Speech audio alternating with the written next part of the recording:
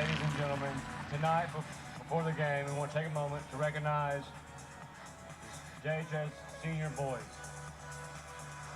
Starting with number 4, Jordan Cabrera, being walked out by his mom, Susie Galvan, dad, Juan Carlos, and sisters, Julissa and Jocelyn. Jordan plays left center back. His favorite year in soccer was his junior year. Jordan is also a member of JHS Stuco, cross country, and FCS. In his spare time, Jordan is Batman. His favorite soccer memory is getting left by the bus at McDonald's and eating good chicken nuggets. Jordan's least favorite memory is losing 3-2 in the regional tournament. His most embarrassing memory was when Coach yelled at him after practice. The advice he gives to the younger players is work hard, but work right. Jordan's favorite soccer player is Ronaldo, CR7. Jordan will miss hearing Coach say, "What's up, buddy?" The thing he's most not looking forward to this season is it ending. He's most looking forward to seeing where God takes his team. Jordan's favorite teacher is Coach Orr. After high school, he wants to succeed. Jordan thinks Sebastian will get left by the bus and thinks Jaramillo is most likely to be on ESPN because this guy knows why. Jordan wants to give a shout out to all the haters.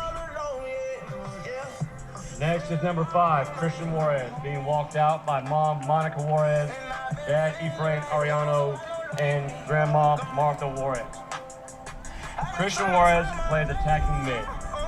His favorite year being in soccer was his junior year. In his spare time, he plays Fortnite with the boys. His favorite soccer memory was making history his junior year. His least favorite soccer memory was losing in the regional final. Christian's most embarrassing soccer memory was missing a 1v1 versus the goalkeeper.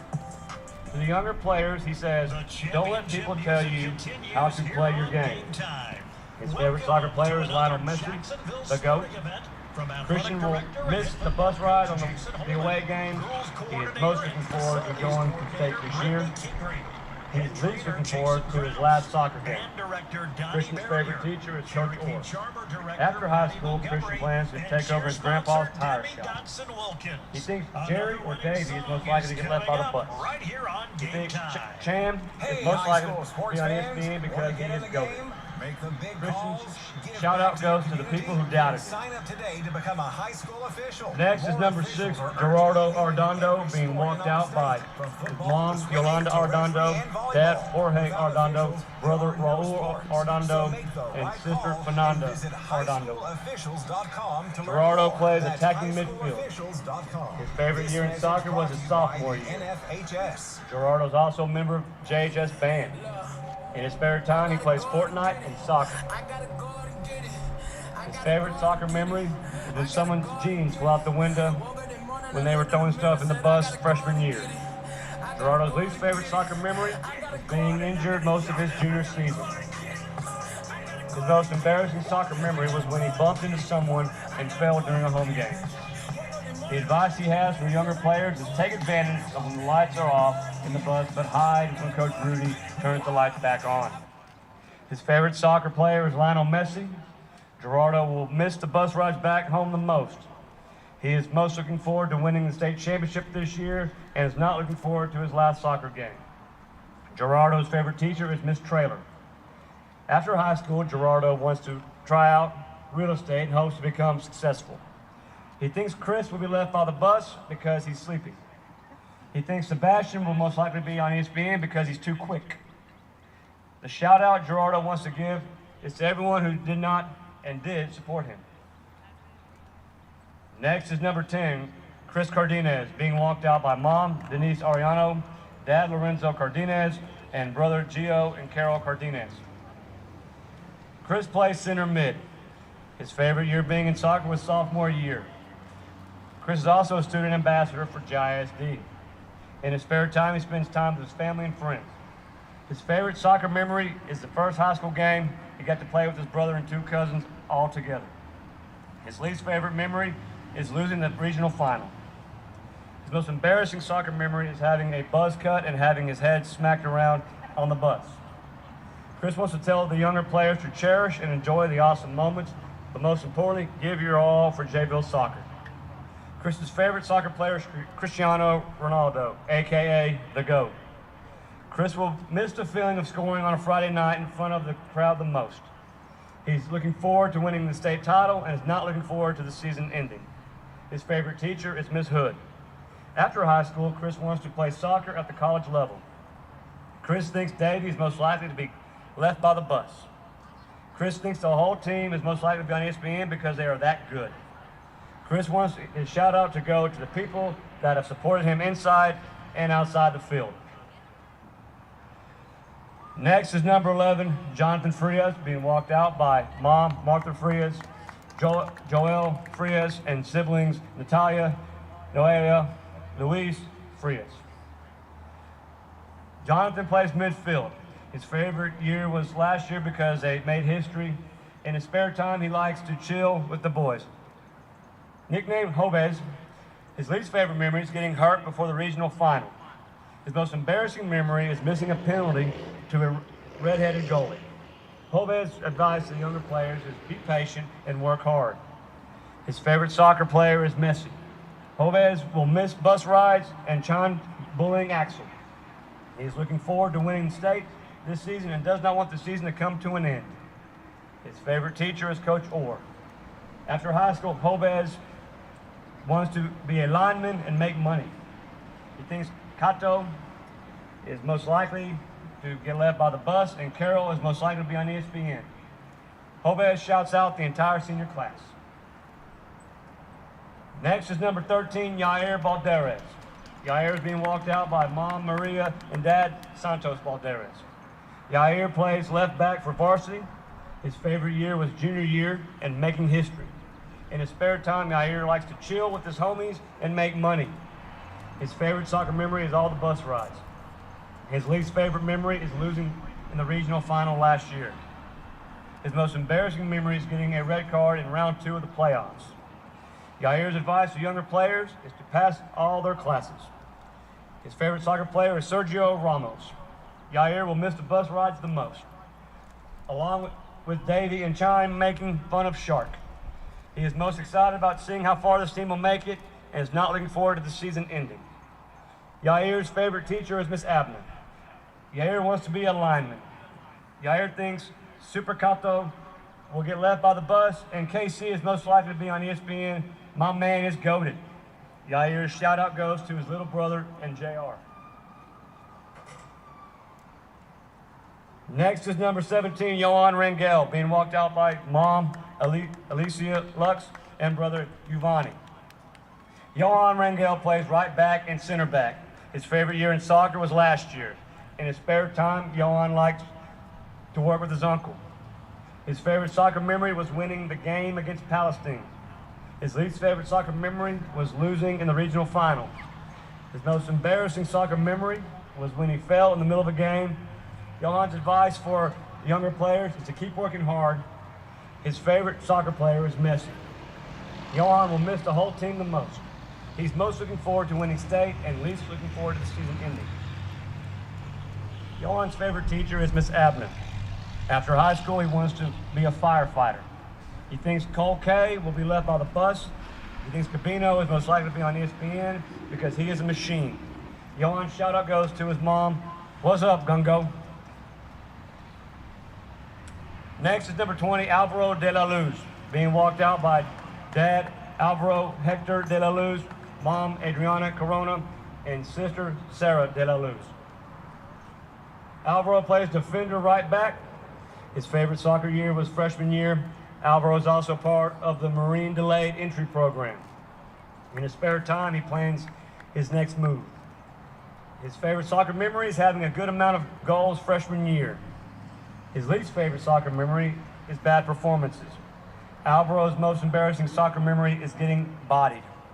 The advice he has for the younger players is, Kele echan gana machine a la vida. His favorite soccer player is Zlatan Ibrahimovic. Alvaro will miss the freedom he has the most after the season and is looking forward to all the wins. He's not looking forward to any injuries. His favorite teacher is Mr. Trailer. After high school, he wants to complete his goals and dreams. Alvaro thinks Pato is most likely to be on ESPN because he has a desire. Alvaro would like to give a shout out to his brother, who is a Marine, his mother who cares for him, his sisters for the jokes, his father for the wise advice, and God for his family. Next is number 24, Gabino Galvan, being walked out by mom Sylvia, dad Gabino, brother Aiden, and sister Galia Galvan. Gabino plays center back. His favorite year in soccer was his junior year. In his spare time, he likes to play video games. Gabino's favorite soccer memory was making it through the playoffs, while his least favorite memory is getting punished after a game. His most embarrassing memory is trying to kick a ball and missing it. To the younger players, he says, if nobody's special, then you can be what you want to be. Gabino's favorite soccer player is Messi.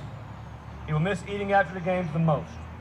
He's looking forward to making it to state and is not looking forward to not being able to make further progression. Gabino's favorite teacher is Coach O'Work. After high school, he wants to go to technical school. Gabino thinks Ethan is likely to get left by the bus and that Jacob is most likely to be on ESPN because he's just too good. Gabino would like to give a shout out to Coach Armillo for all the hard work he has put in for the team. And last but not least, number 88, Davey Smith, being walked out by Minerva Cifuentes. Davey's our final senior spotlight this season. Davey plays goalkeeper. His favorite year in soccer has been this year. Davey also plays for FC Dallas. In his spare time, Davey is working with his family. His favorite soccer memory is earning his spot as a freshman. His least favorite memory is last year losing 5th round of the playoffs. His most embarrassing soccer memory is letting the ball go over his head versus Hudson. Davey's favorite soccer player is Tara Seguin. He will miss making memories and the bus rides the most. Davey's looking forward to playoff games this season. Davey's favorite teacher is Miss Keener. After high school, Davey wants to continue playing ball. He thinks he's most likely to get left by the bus and thinks Carroll is most likely to be on ESPN because he has that mindset. Davey would like to give a shout out to everyone. And let's hear it one last time for all of our 2024 JHS seniors.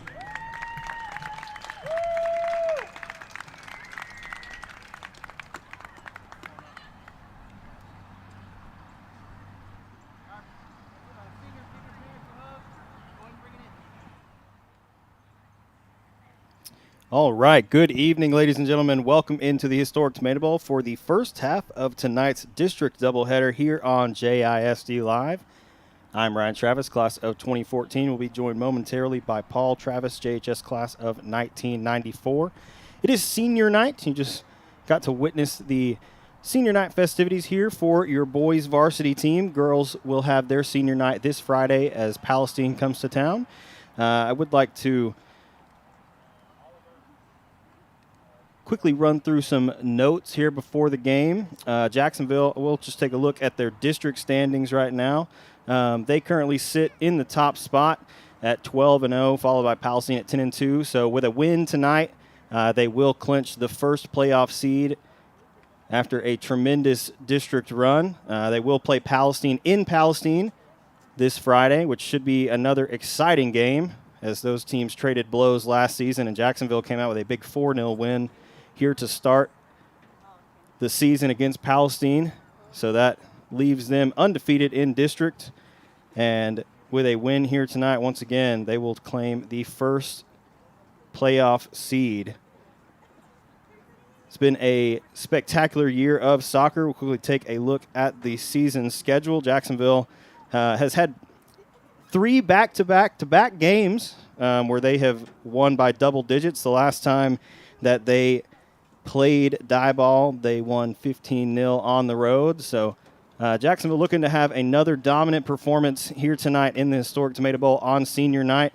We do have the players down there. Looks like they've got some pictures, which is pretty cool. So all the seniors getting a picture with head coach Rudy Jaramillo. Should be an exciting night of soccer. We do have the maidens following this game. That game will start approximately 6:30. We're getting a little bit of a late start, though, so it will probably start a little after 6:30 here tonight. We have the captains now making their way out to the center of the field for both teams. Captains tonight for Jacksonville, number 4, Jordan Cabrera, number 11, Jonathan Frias, and number 88, Davey Smith, all of which are seniors. We would like to once again note who the seniors were in case you are just now tuning in and missed the senior night festivities just a moment ago. There are a number of notable players here, a number of starters on this Jacksonville team that are seniors this year. We have Jordan Cabrera, Christian Juarez, Gerardo Arredondo, Brian Torres, Chris Cardenas, Jonathan Frias, Yair Balderas, Johan Rangel, Alvaro de la Luz, Gabino Galvan, and Davey Smith. Would like to congratulate them for the 4 years that they've contributed to this Jacksonville soccer program, and are looking. Had a historic run last year. They're looking to have another historic run that's going to start here in a couple weeks. And it's been a very exciting season if you have been following Jacksonville soccer. If you haven't, Jacksonville has currently the number 2 ranked team in Class 4A in the state of Texas. So if you have not gotten to watch much JHS soccer this year or in the past, you've been missing out. This is, I would argue, the most successful program here at Jacksonville High School. Both the boys and girls soccer teams, very, very successful, have gone deep into the playoffs, especially last year. Last year, both with historic seasons. Jacksonville making it to the boys making it to the 5th round, girls making it to the 4th round. And they are poised for yet another deep run in the playoffs. And we will try to bring you all that action here on JISD Live once again this year. So once again, thank you for joining us here tonight on JISD Live. I believe we're about to get started. I don't think we're going to have player introductions tonight after the senior night festivities. So Jacksonville now taking the field, and Diboll also making their way onto the field. Jacksonville in their home blues tonight, Diboll in white.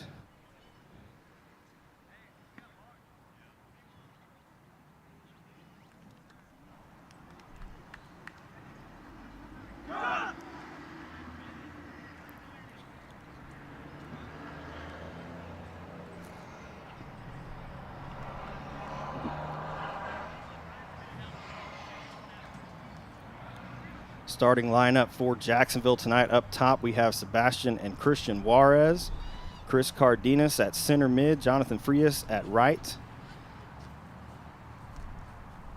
Gabino Galvan playing defensive mid, Gerardo Arredondo out at left, Yair Balderas, Jordan Cabrera, Alvaro de la Luz in defense, as well as Johan Rangel, and once again, Davey Smith in goal tonight for your Jacksonville Indians team.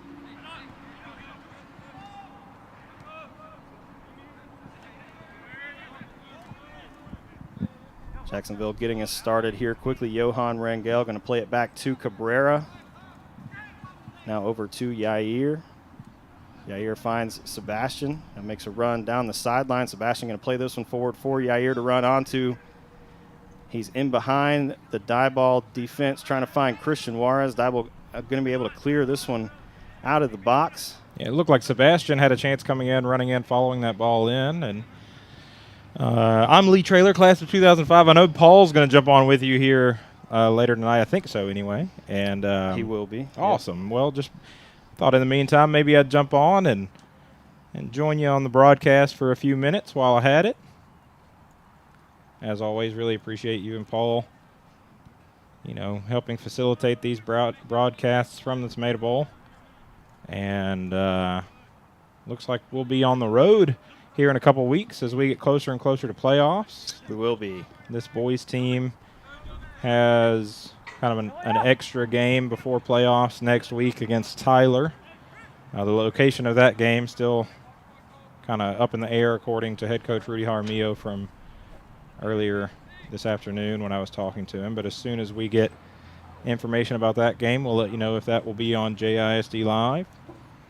And then going forward from that, we'll probably If it were my guess, we'd host a playoff game here, and then we'd be on the road. Really great ball from Alvaro. Finds Christian Juarez down the right side. Christian with a good move gets inside the box. Diboll going to step over, win it in defense. Now with some possession of their own. Good ball played forward to Ismael De La Cruz. Gabino quickly wins it back for Jacksonville. Really good defense from Gabino. And it makes its way back to Alvaro De La Luz. Now back to Yohan Rangel and over to Cabrera. Yeah, you know, Lee, you see players every now and then that just, it looks like their feet have glue on them when they touch the ball. Gabino's definitely one of those. Gabino is one of those players. Sebastian plays it ahead to Christian. Going to be called offsides. A little early on the run there from Christian Juarez. Linesman in position makes the call. We do have 3 referees here tonight for this game, which is uncommon for most of the high school soccer games. Yeah, and nice to have that and not be kind of undermanned. Always appreciative of the officials that are willing to come out, especially nowadays. It's harder and harder to find officials, so huge respect to these guys and to all the officials that show up at the Tomato Bowl, and we just simply couldn't have events without them. So huge thanks to this crew, and glad that they're here.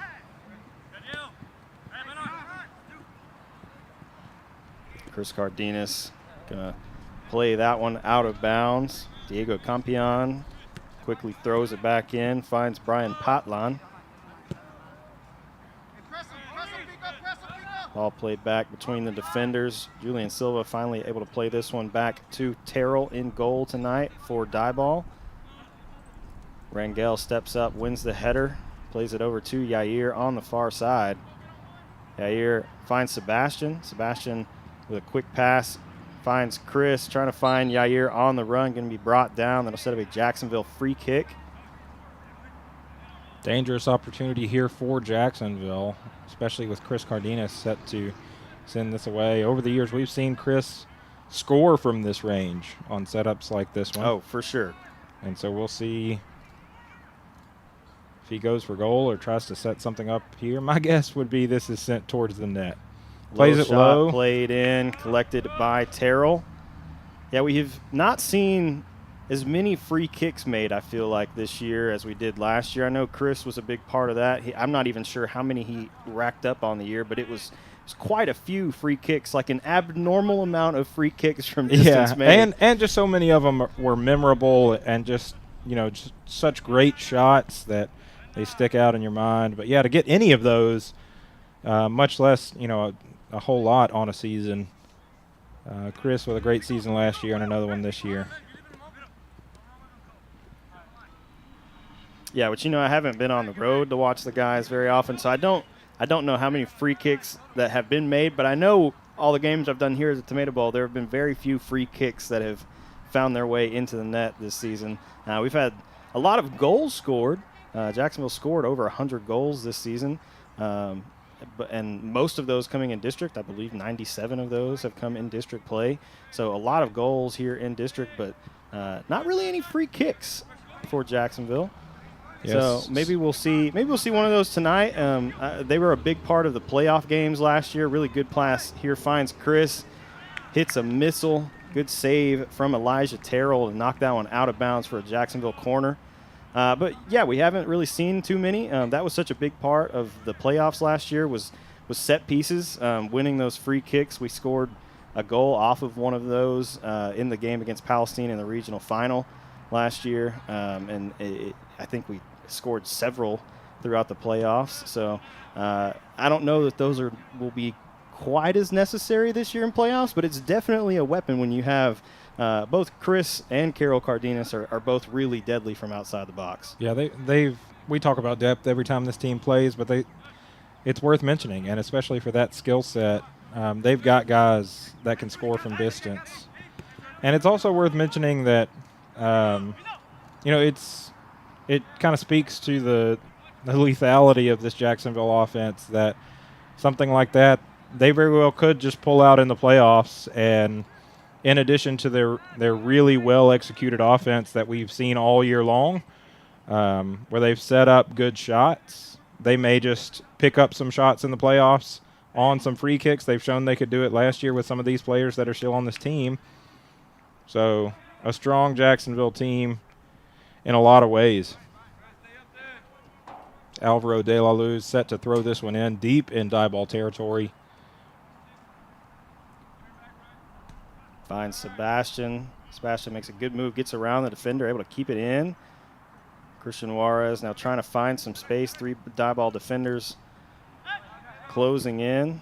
Frias now going to hit this one across to Gerardo. Ardondo taking his space, going to hit one from distance. Ball batted into the air by Elijah Terrell, finally able to come down with it. Terrell's played well so far. Several shots on goal from Jacksonville that he's gotten in front of. And as we've mentioned, that's hard to do.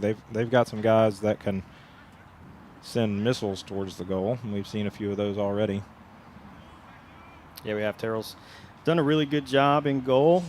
This last time these two teams played, it was 15-0 in Jacksonville's favor. And so far, a good start for Diboll tonight, keeping this at 0-0 with a little over 8 minutes into the game.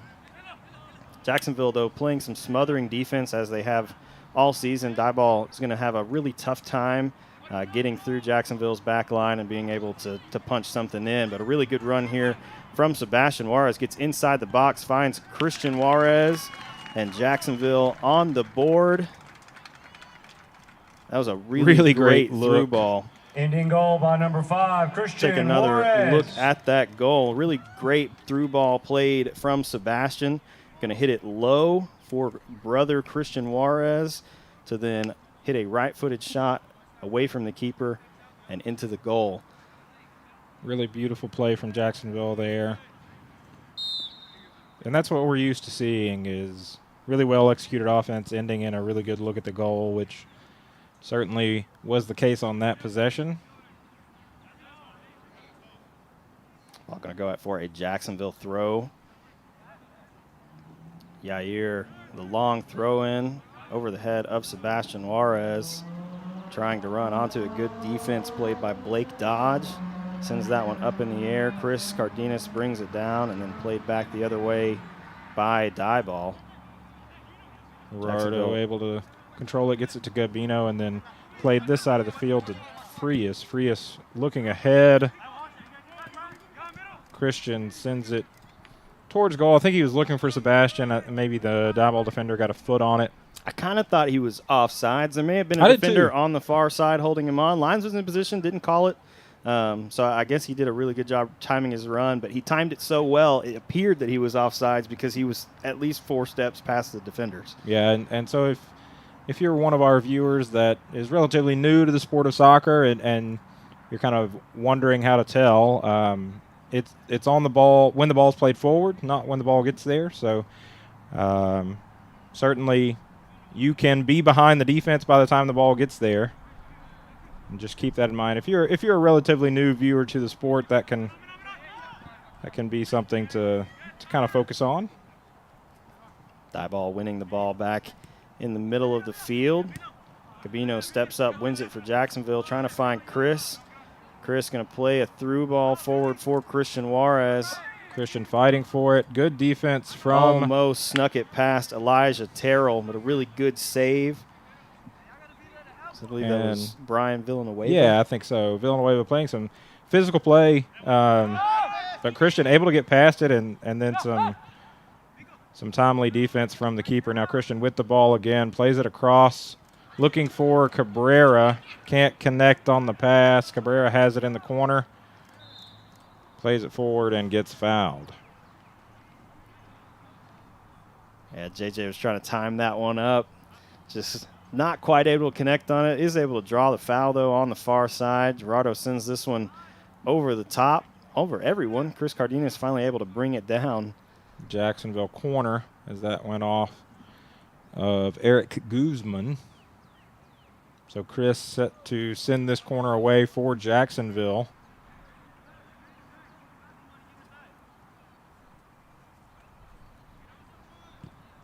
Chris takes the corner, trying to find Cabrera. And we're going to go out to the far side, off Jacksonville, set up a Diboll throw. Cabrera was looking for a call on a push in the back, didn't get it.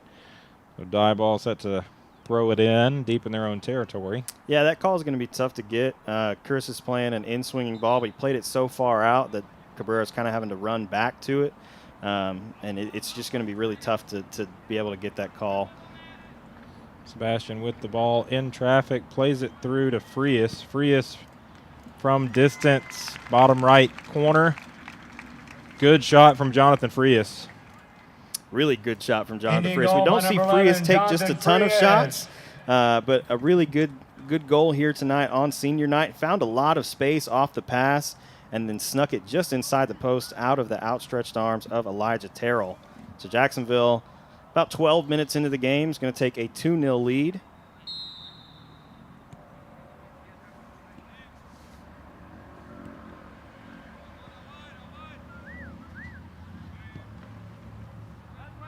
Diboll sending this to the far side.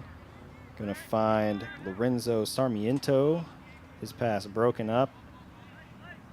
Diboll able to get it back on the far side. Ball played forward back to Sarmiento. Arredondo on defense for Jacksonville, trying to win it back, able to do so. Now with a good played low through ball for Sebastian Juarez to run onto. Really great job of Elijah Terrell coming out, winning that ball. Yeah, that's not an easy play with Sebastian Juarez right there. Diboll advancing past midfield.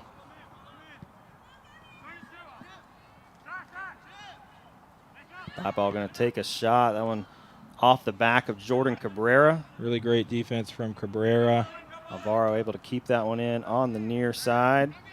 Diboll with the ball. That pass intercepted by Jonathan Frias. Frias low through ball forward for Sebastian Juarez. Sebastian with a good move, able to get past the defender. Good 1-2 there with Chris Cardenas. That pass just a little too far. Sarmiento going to clear this one out for a Jacksonville throw-in. And that's where Jacksonville is dangerous in transition when a team gets it into Jacksonville territory and they bring up a lot of their players on the offensive end. Jacksonville's so fast and so skilled at keeping control of the ball on those transition opportunities. Yeah, and it's been really impressive all season just how physically fit that Jacksonville they is run up front too. They run a lot. I commented on it during the Nacogdoches game that the defenders did not want to run with Sebastian Juarez anymore because there are so many balls that are just played through for him to run onto, and he's very fast, but he also just can do it for 80 minutes. I mean, here we see it again. Sebastian going to cut this one back, play it over to Christian Juarez, going to take his space. Play it back for Chris Cardenas. Now over to De La Luz. Alvaro hits this one to Sebastian. Sebastian's pass, though, intercepted. So some good defense on that possession from Diboll. Jacksonville looking for a clean shot and didn't find the one that they wanted to pull the trigger on. Sarmiento plays the ball ahead, and now Gabino Galvan chasing on defense. Good attempt there from Ismael de la Cruz, but Jacksonville with the ball as Yair Balderas plays it over to Gabino, and Gabino over to Frias.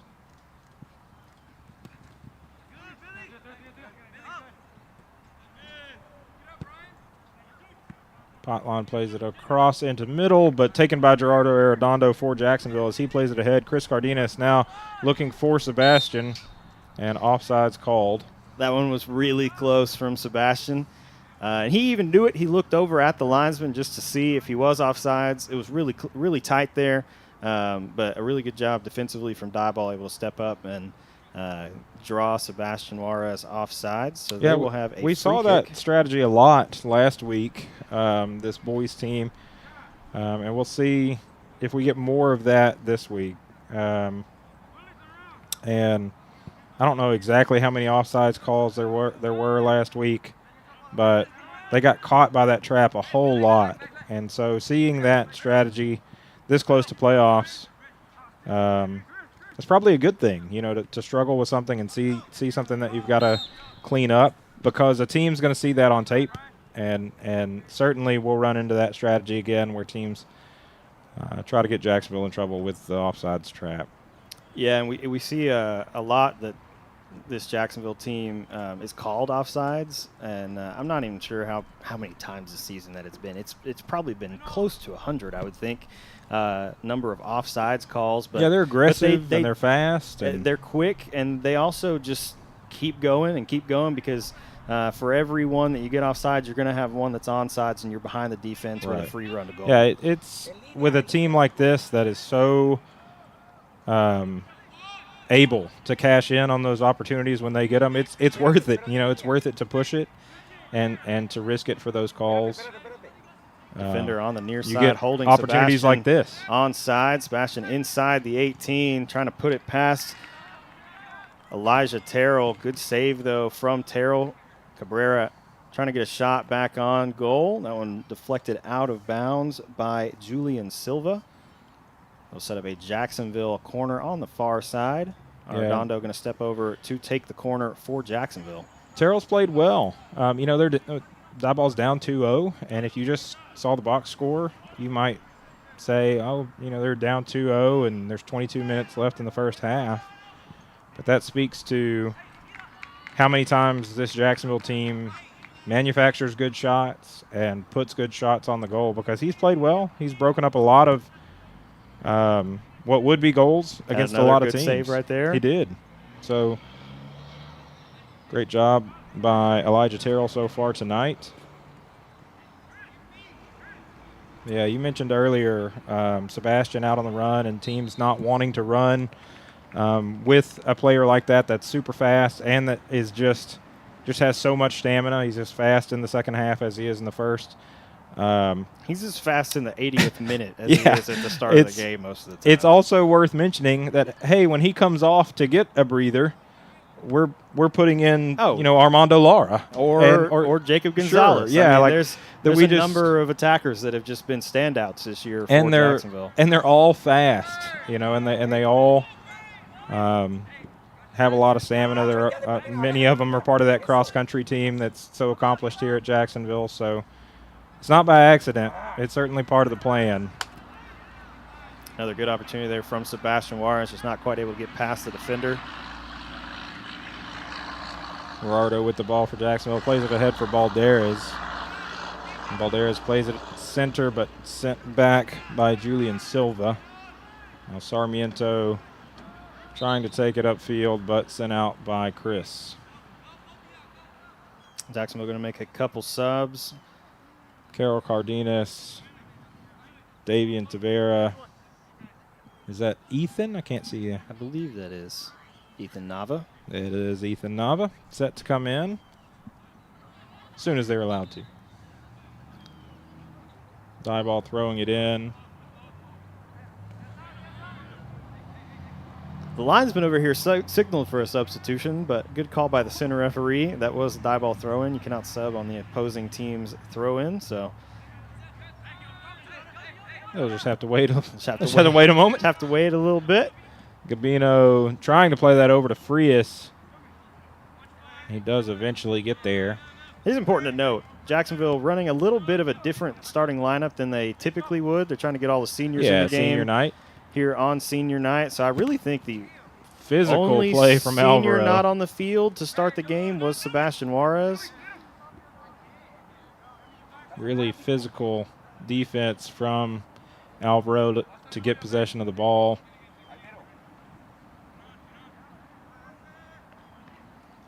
And not to just heap praise on Jacksonville all night. Not that there's anything wrong with that. But I was like, that's kind of typically what we do. They just do a lot of things right. They really do. We talk a lot about the skill and athleticism on this team, but this is also a team, as Christian Juarez out in front, plays at bottom right for another goal. That'll be his second. A brace. A brace. Indian goal by number 5, Christian Juarez, giving him a brace for the evening. Take another look at the really well-played lob through ball over the top. And then Christian Juarez, with a lot of composure behind the defense, puts it far post out of the reach of Elijah Terrell. Yeah, really nice play there from Juarez. And we talk a lot about plays like that where the ball gets expertly played ahead and then a really athletic play to chase it down, keep control of it, and then put the ball where it needs to be in the back of the net. But it's worth mentioning that possession started with a really physical defensive play, and this team, for as skilled as they are and as athletic as they are, they have a lot of guys that are really willing to play physical defense, and they're not looking for fouls or calls. Guys like Alvaro de la Luz and Gabino Galvan, in addition to being athletic and skilled, this is a really tough team as well. It's worth pointing that out. That doesn't always get, the headline, or it doesn't get talked about as much as the player that gets the hat trick. But this is a physical team on defense, and they've got several players that are more than happy to play that way. Oh, for sure. We see lots of really good defense, and they play it all over the field. It's not just the back line that's so good defensively. It's everyone on this team. They all just play so well defensively. They play in the defense when they lose it in the attacking third. They play it in the midfield. They play it in defense. We don't see a ton of that a lot of the season, but we will see plenty of that when it comes time for some of the deeper playoff games that this team is kind of expected to go to this year. They had just such a great season last year, and they've returned so many guys, and they've been so dominant. You just you kind of expect them to for sure to match up really well with whoever they play. They're the number 2 ranked team in 4A for the state of Texas right now, regardless of region. They are very, very highly ranked and highly thought of for good reason. And a big part of that is possession. They dominate possession, and like you mentioned, it's not just – they don't wait until you cross midfield to do that. They every guy up and down the roster, when the ball's near them, they want to get it. And typically they're pretty good at getting it. So they are, yeah. We've seen a lot of that here tonight. They've kind of owned possession here in the Diboll half of the field as they throw it in. Carol Cardenas heads it towards center. And then Yair Balderas quickly wins possession back. Dangerous play there as Terrell lost the grip on it. Able to step in front of what I think was a pass as he was trying to get that maybe to Christian or to Sebastian. But then dangerously dribbled towards goal. Able to collect it, and now Diboll trying to keep it, but Jacksonville quickly gains possession again. Sebastian fighting for it. And then Diboll sends it ahead. De La Cruz with the ball.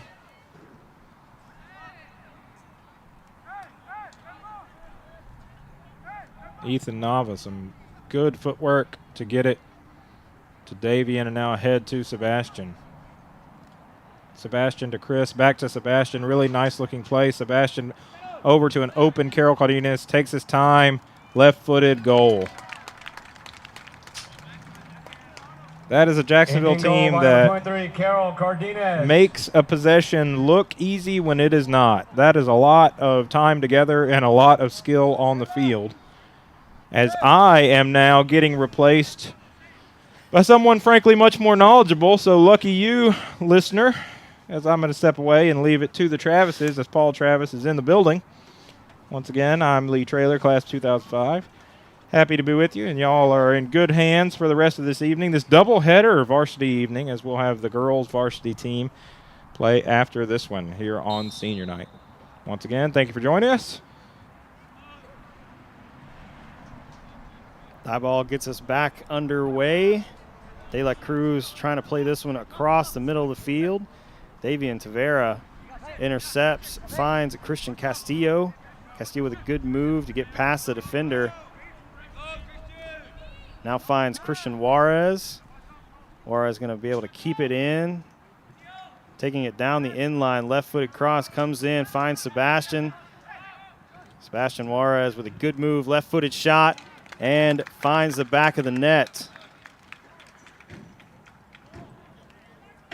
Really excellent shot there from Sebastian Juarez. Take another look at that goal. Yeah, he's got a good turn here when you see him come out beat that guy and then take a left-footed, just a good shot.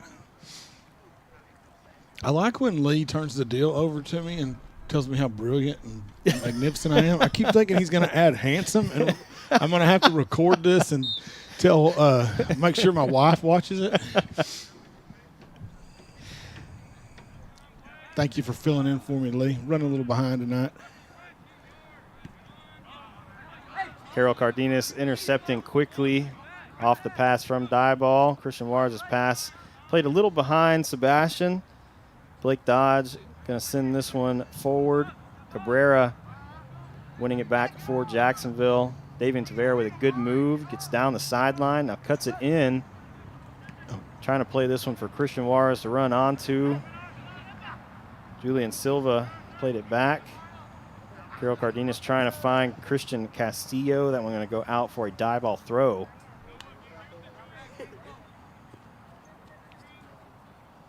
Silva will step over to throw it in for the Lumberjacks. Cole Killingsworth hits that one high into the air. Christian Juarez brings it down.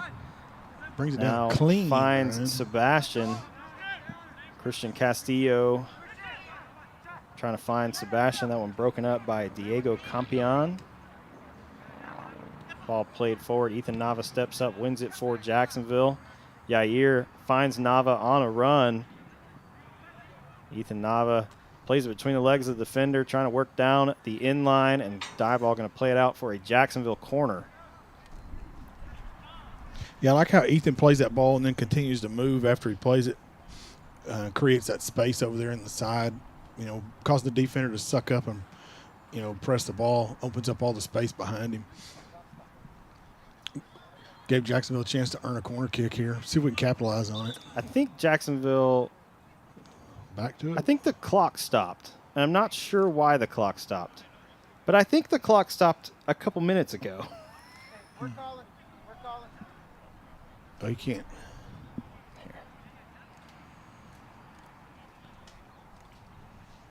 Well, we're going to address this issue. See if we can't get the clock running again. In the meantime, Ryan has left the building. He has trusted me not to say anything I'm not supposed to say.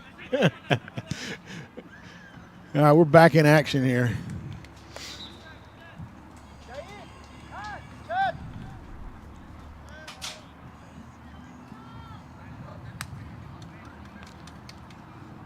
I just stayed quiet while you were gone, Ryan. Oh, did you? Yeah. Looks like we have Clever Salazar checking into the game for the Indians, as well as Axel Ramirez now going up top for Sebastian Juarez.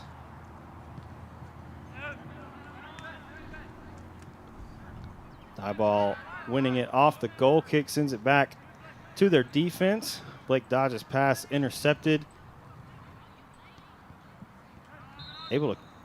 Not able to keep it in on the far side, so instead of a Jacksonville throw-in. It's a good hustle by Alex Ramirez getting up there and putting the high press in.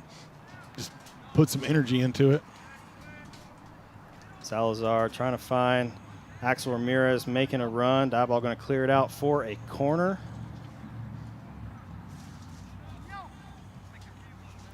The good news on this corner, Ryan, the clock is still running. It is, yeah. I'm not even sure if it stopped at the corner or if it stopped at the previous goal. Good motion in there. Good ball played in. Davian Tavera gets it off the, deflection. I'm not entirely sure who actually hit that ball off the initial corner. Maybe we can take a look at it here on the replay. Really great ball played in from Axel Ramirez on the corner. Good in-swinging ball. Looks like it came off the head of the defender, and Davian Tavera with a great finish hits that one back across goal and out of the reach of Elijah Terrell. That goal is a great example of why corner kicks are, considered an offensive stat. When you get the ball in front of the goal, it bounces off of somebody, and next thing you know, Davian hits the ball and takes a shot and scores a goal. It's one of those deals just as simple as that.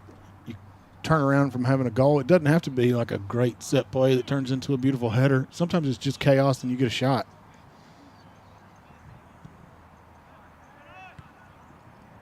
Cole plays the ball across the middle. Davian hits it high into the air. Gabino trying to play this one over to Cabrera.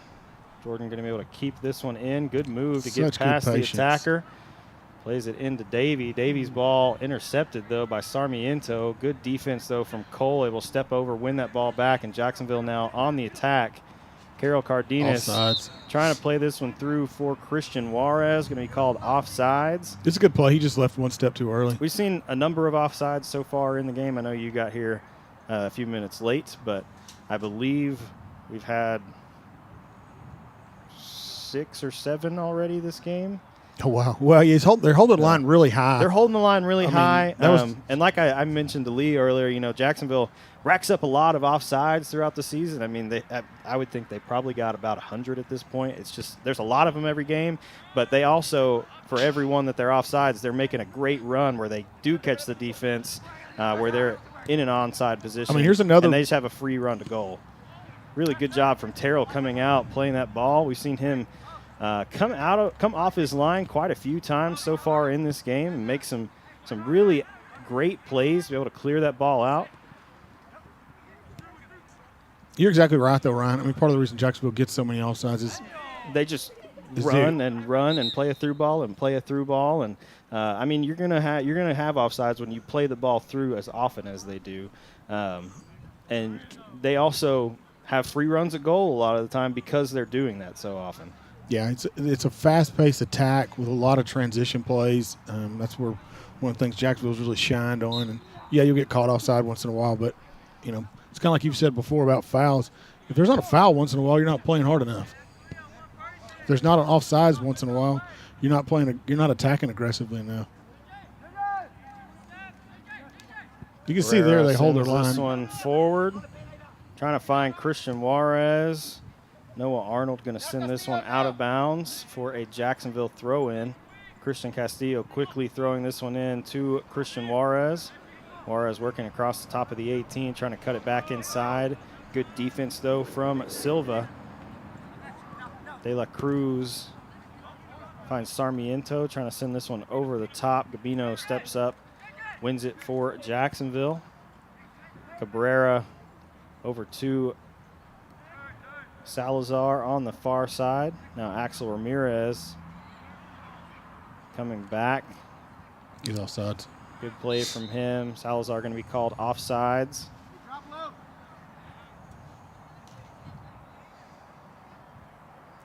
It's funny up here, you can just see these coming. Look, you know where the ball's going and you know where the kid's at, and you're like, he's offsides.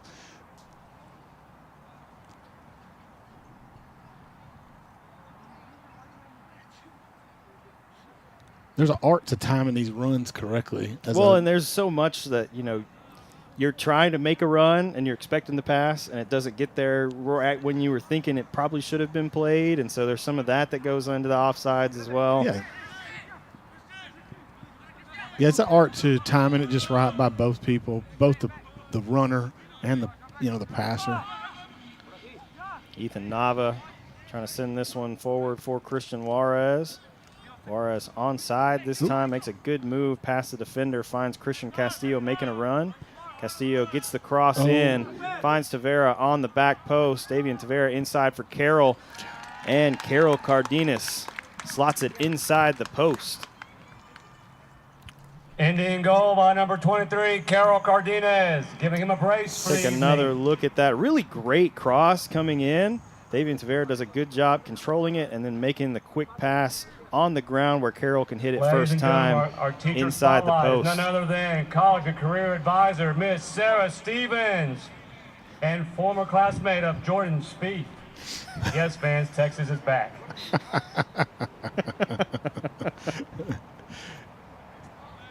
Yeah, that play, Ryan, I wanted to say Jacksonville just making it look easy.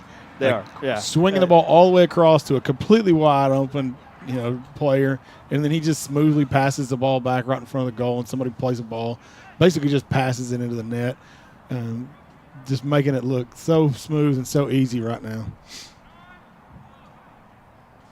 Davian Tavera quickly winning it back for Jacksonville, trying to find Clever Salazar. His cross blocked. Keeps it in. Christian Juarez doing an excellent job keeping that in play. Tavera Gets past the defender, hits the cross, finds Carol Cardenas. Back-to-back goals for Carol, and two really beautiful plays from Jacksonville. Carol Cardenas. I mean, both of them had Davian in it. That one, he does a good job stepping down and realizing where to play the ball too. You know, he takes a look to his side and looks. He knows he's playing this negative ball.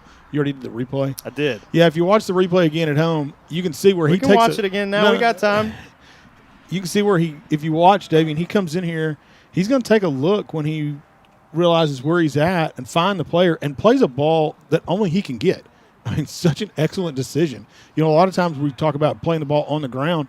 If he plays that ball on the ground, he's got to play it through people into traffic, and it's going to probably get broken up. But chipping that ball in and letting him head it, just what a good decision to make at that time. Well, it's such a good cross, too, to Carroll. He almost didn't have to move. He basically just had to popped jump it in a little bit and put a head on it and get it on frame. Yeah, that's one of those deals like when we talk about making it look easy. Part of this is the way you set it up makes it look easy. Putting the ball just where he can get it perfect like that. Good players make other players look good. Yeah, Jacksonville's fortunate to have a number of good players. A stacked roster.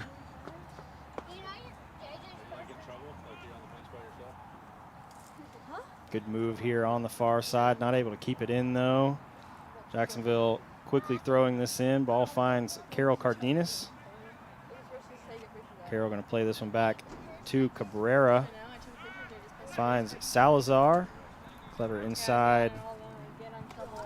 And now a great ball played over the top by Carol Cardenas. Jacksonville trying to win the ball back deep in Diboll territory. Is going to go out for a Jacksonville throw-in.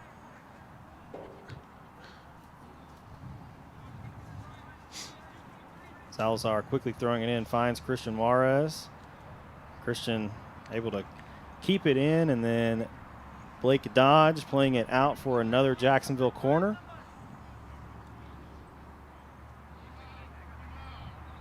Christian Juarez going to step over to play the corner in. Good out swinging ball.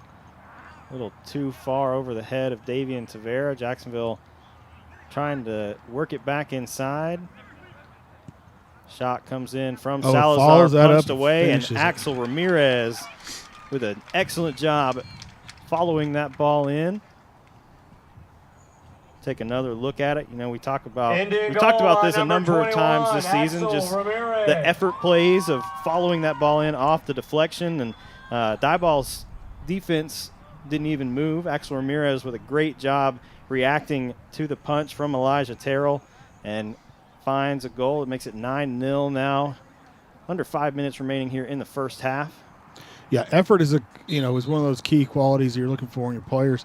With a lot of times what we'll see is players, they just ball watch. They just turn and spectate, see what's going on, and don't stay actively involved in the play. And Jacksonville's done a real good job, especially on their attacking side of the ball, is having players who stay engaged in the play and don't quit until the end. And it's turned into several goals this season. Yeah, and it almost seems like it really doesn't matter who's up there. I mean, no, Axel you're Ramirez exactly right. Is Lara was one of the ones. Almost from Christian Juarez, just a little too high. Axel Ramirez has not been a starter this season.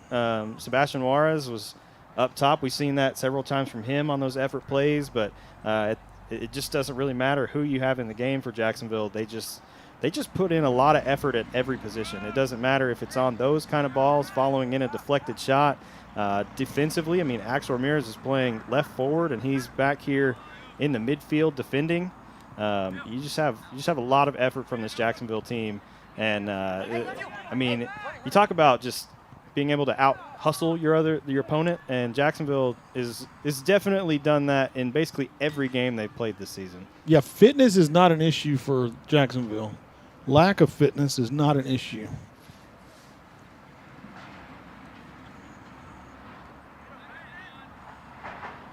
Diboll with some good passing in the middle of the field. Christian Castillo steps up, wins it, finds Tavera. Axel Ramirez with a good move. Now finds Castillo. Castillo's shot off the back of Noah Arnold. Jacksonville quickly wins it back. Killingsworth gets the ball on the run. Oh, there we go. And a great goal from Cole.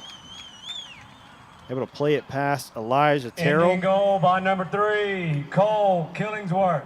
We've seen Cole a lot this season make this kind of run to get through the defenders inside the box, and a lot of the time he's crossing that ball, but he does a really good job realizing, oh, I have a lot of space here. No one's between him and the There's goal. no one between me and the goal, and I'm going to take it myself and play it past the keeper. Yeah, that's a deal recognizing the opportunity. There's nobody in front of him. You know, it's just him. He's going to be one-on-one with the goalkeeper, and just to go in and then, have that ability to play that tight shot right between the goalkeeper and the post.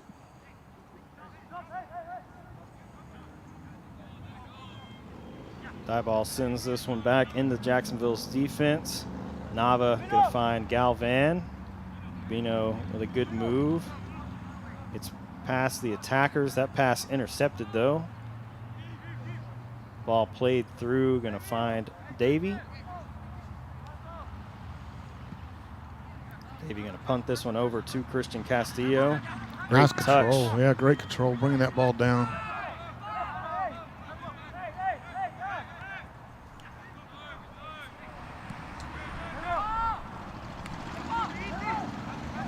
Lots of communication going on between this Jacksonville team right now. Ball played over the top for Carroll. Hits it past Elijah Terrell. And then Yeah, he got in a bad Carroll spot on just that has one. so much Ending goal by composure, number too. Just 23, looks up, Carol says, Cardenas, oh, giving him a I can just haul play it over for the there. evening. Yeah, the goalkeeper got caught in a bad spot on this one. He did. We've seen him come out and make a lot of good plays. He's too far. Outside the box, so you can't play it with his hands there, and just kind of. I don't know if it was just he was trying to beat Carroll to that ball, or just didn't quite realize that he was outside the 18. Yeah, he kind of got in a no man's land there, Yeah. and the ball bouncing when he's trying to get it puts him in a really bad spot because he can't use his hands. If it's on the ground, he can Or come if out it's inside the box, he can just stand there at the top of the box and catch the ball. Yes, definitely. But when he's outside the box and it's in the air, it puts him in a spot where he's like, just can't really do much of anything. Yeah. But yeah, good composure, like you said, to just realize where he's at, step around, make an easy play. Closing on the last 30 seconds to the half.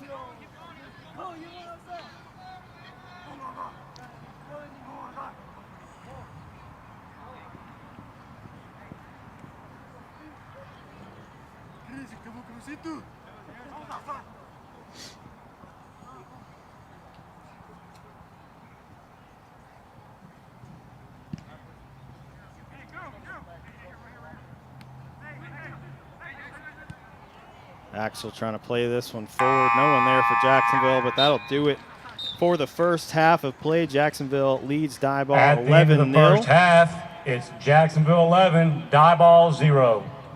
Really dominant performance once again in the first half for this Jacksonville team. And it's produced some highlights. You could put a highlight reel together just from the goals in this game. Like, they have had some really Ladies excellent. and gentlemen, during the break, why don't you spring over to the Northside concession and visit JMS Spanish Club for all your concessional needs. So many options to choose from. to choose from. Gotta love having Grant Haney on the PA. There's never a dull moment here in the Tomato Bowl. If you haven't made it out for a soccer game, this is the last regular season home game. There might be a home playoff game. We don't really know that yet. We hope so. We hope there would be. That would be awesome. But this is the final home game for the boys. But if you haven't made it out for a home game yet this season, the girls are playing on Friday against Palestine. So that will be a really good game between Palestine and Jacksonville. Big rivalry game for the girls there as well. So definitely, if you can make it out, that game, I think the varsity is supposed to start at 6:30. JV is at 5 o'clock. So that will be a very exciting game. Come cheer on your maidens. We also have the maidens will be playing Diboll at the conclusion of the boys' game. So stick around for that here on JISD Live. But a really, really great first half. We saw a lot of really excellent goals, highlight-worthy goals that, are just really, really good plays. I mean, they're good plays. From Jacksonville. They're highlights, in the quality of the play. But, you could break these down. is exactly how you're supposed to execute an attacking play. I mean, there's several things that you don't, and I missed the first 4. Fortunately, I was here for the last 7. They kind of came in a fury. They did, yeah. But I mean, like the one with Davian, I said he plays that ball over, and I mean, puts it where I think it was Chris, only where Chris can get the ball. It's just a perfect play and so well executed. The patience that they have, which I mean, it helps to be in a commanding lead to have patience on the ball. You know, it's a different. But you see it in the tight games too. You're right. So they don't get excited. They're so comfortable with the ball. They're so aware of what's going on. They see each other so well. I mean, like it definitely is highlight quality. But I mean, you could use these as how to execute an attacking play correctly and effectively.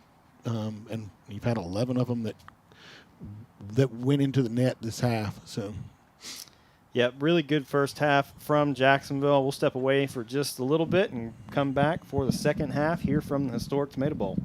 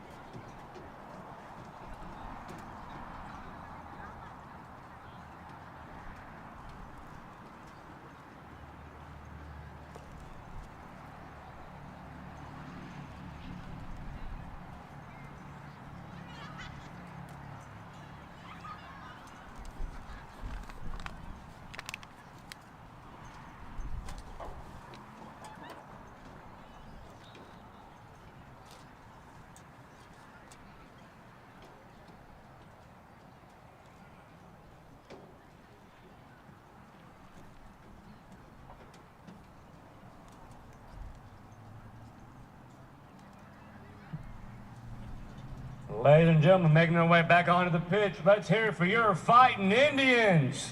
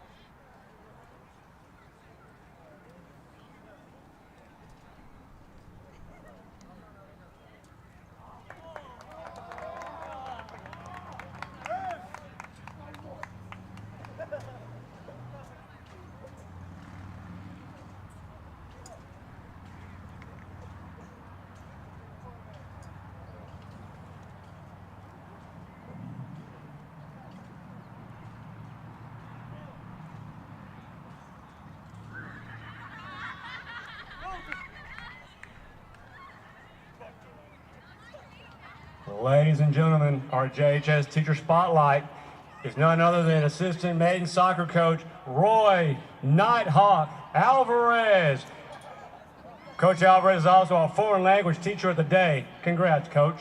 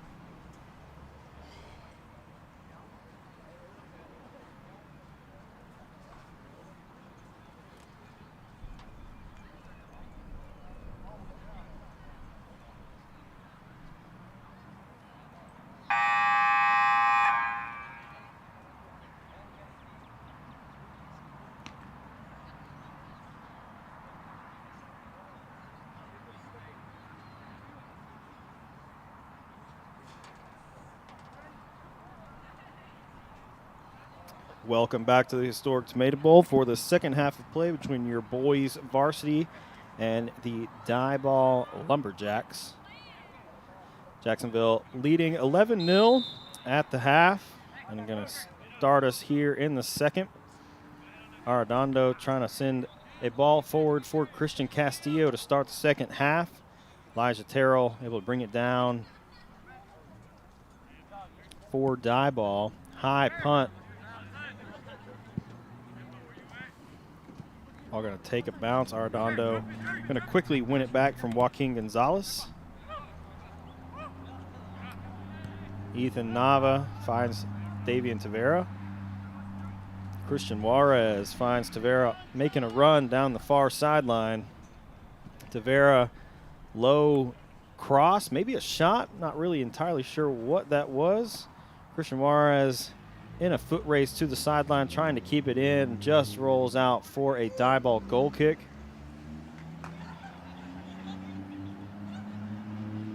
Tavera hit that ball really low. Christian Castillo was there for Jacksonville. Took a deflection off of Elijah Terrell, but I'm not sure if that was a cross or a shot. Alvaro de la Luz with a good move inside. It's a pass to Christian Castillo. Cardenas takes a shot from distance, that one wide left.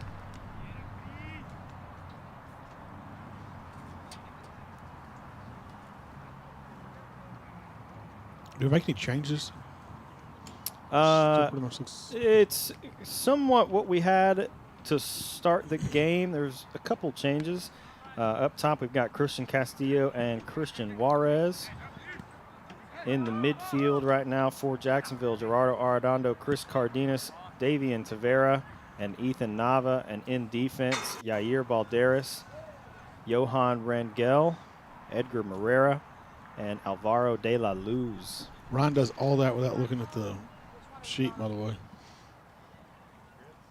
I have to look down and see who each one of these players is. Ron does them all by memory. Silva sends this one forward for Diboll. Ball makes its way over to Brian Villanueva. Gets the pass inside. De La Cruz not able to control that. Tavera sends it back inside for Chris. Silva breaks up the pass. Diego Campion now with the ball working forward for the Lumberjacks. Going to find Alex Rojo Higuera. Ball going to go out for a Jacksonville throw-in. Yair quickly throwing the ball in. Dodge gets ahead to it. Chris Cardenas brings it down for Jacksonville. Arredondo now making a run through the midfield, trying to play a through ball up for Christian Juarez. Tavera steps up, wins it back quickly for Jacksonville. Has Alvaro making a run down the right sideline. Going to try to work it down the end line. Diboll able to knock it out for a Jacksonville corner.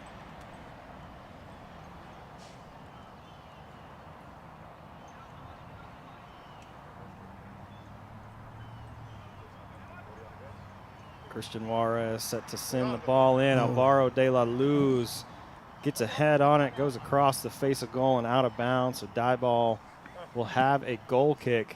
Can't cut him out on the bench. Ain't going to work. Never know what the field marker picks up. Yeah, you never know. It's right behind the second bench on Jacksonville's sideline, so you never know what you're going to get. You may hear some camera shutter noises here in a minute. We have Jay Neal sitting on the bench, and then we also have a couple other people taking some photos tonight. I may join them here in a minute and try to get some photos of these guys while they're here in the Tomato Bowl. Christian Juarez with a good right-footed shot blocked by Terrell. Second attempt from Davian Tavera off the side net, out for a goal kick. Yeah, Ron, we need to see if the school board, maybe they could put some more funds. Maybe we get one of those cameras that floated over the field. What do they call it, Ariel? Sky cam. A sky cam. And put a mic on that thing and just kind of float it around. Then we'll pick up the players. We might not pick up some of the incidental noise. Yeah, the only problem, which maybe the students could run that, it requires two people who are licensed, I think, to run that, because you have to, you probably have to have some insurance on that too in case something goes haywire and you hit somebody on the field. You don't really ever see that at high school level. Well, I just mean you don't ever see a Skycam hit somebody because those guys do it for hours and hours every week. But it's not easy for sure. You have one person that controls the harness. Good through ball right there. Nice, well-timed run. Ethan Nava makes a move to his right, trying to cut it back, plays between the legs of the defender, and Terrell going to step over and play it out for a Jacksonville corner. But yeah, you have one person that controls the wires that run to the Skycam, and then you have another person that actually controls the camera. So it's a two-person operation for those things, and I think it takes a lot of time to get the hang of that. I think that would be a good skill for the students to get. I mean, maybe we talk to Lee about that. I don't know how many high Lee's schools. budget. Lee's budget's got that one in. Davian Tavera trying to control it, has a number of Diboll defenders around him. De La Cruz now trying to send this one forward. Jacksonville does a good job defensively, finally able to play it out for a throw-in. Blake Dodge going to step up, throw this one in. Arredondo quickly intercepts, and then it's going to go off of Joaquin Gonzalez out of bounds.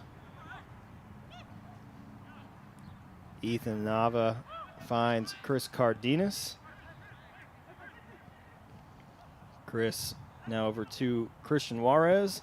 Shot from distance. A little high there.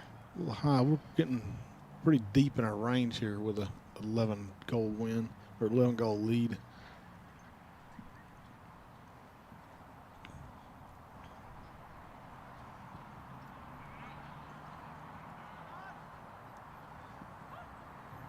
Good move from Diego Campion to get past Christian Castillo. Now Yair steps up, wins it for Jacksonville. Trying to play that one forward for Castillo. Cleared away, but to the feet of Chris Cardenas. Chris going to find Ethan Nava. Nava's pass broken up by De La Cruz. De La Cruz with some daylight. Johan Rangel tracking back. Alvaro De La Luz does a great job, though, getting back and winning that ball. Davey going to send this ball forward. Finds Chris. He's off. You see several of these Jacksonville players, they do a good job scanning the field before the ball comes to them. You can see, like Ethan, I'm watching him, he did it several times, but you can see the ball is, he's either in a position where he's trying to be ready for support, and he's already scanning, looking around, trying to figure out where the space is or, close to him. But you see other players do it too when the ball's approaching them. They don't wait for the ball to get their head up and look around. They start looking before the ball comes to them, and they control the ball and move quickly. I just really like to see that from players at this level, that ability to scan the field. Good ball played through for Christian Juarez. Onside this time, going to get it. Oh, almost gets it past Elijah Terrell. Good save, though, from Terrell coming out, able to break that attack up. De La Luz finds Tavera. Davian now plays another through ball for Christian Juarez. Offside's called. Yeah, if you're watching this at home, there's some, I don't know if we can see it better tonight because the sun's on them, but you back some of this up and watch and see how many of these players, especially the central players, how much their head turns when they don't have the ball. It's impressive to see, like I said, players at this level doing that. Yeah, that's. I've actually seen a couple videos about Messi and how often that he scans the field. Constant. And I think it was during the World Cup when they won. They tracked specifically how many times that he scanned the field, and I think it was like 4 times more than any other player, or maybe more than that. Like, it was an outrageous number of times that he just scans the field. And when you watch Messi play, a lot of times you're kind of like, oh, he's not really hustling. Like, he just kind of walks around a lot of the time, and he just scans the field. He knows where everybody is, and that's why he's been, so successful. Is when he's able to receive the ball, he knows exactly where to go before the ball even gets to him. Offsides again.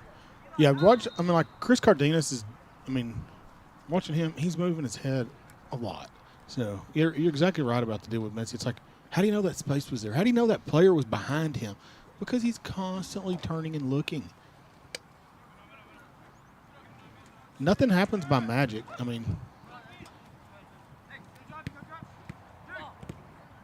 Arredondo able to intercept that ball, finds Christian Castillo.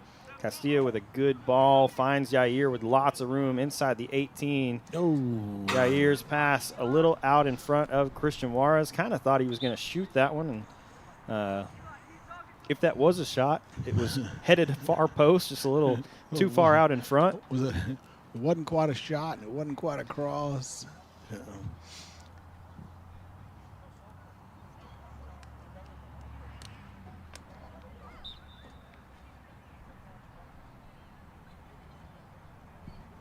Silva going to play this one forward for Diboll. Jacksonville wins the header off the goal kick. Tavera now finds the ball and makes a good run. Gets the cross in. That one crossed the face of goal. Still inbounds. Blake Dodge going to shield Christian Castillo off. Let this one go out for a throw-in. Yeah, that run there was set up that cross is another good example of just a give-and-go pass. I don't know how many give-and-go passes Jacksonville's made tonight, but they've made a number of them, and they look so smooth.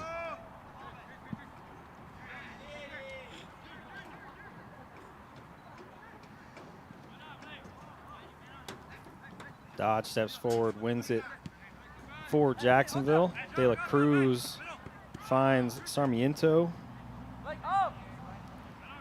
Dodge now inside for Campion. Now over to Noah Arnold. Davian Tavera trying to win back possession. That one the ball is going to go off of Diboll, out for a Jacksonville throw.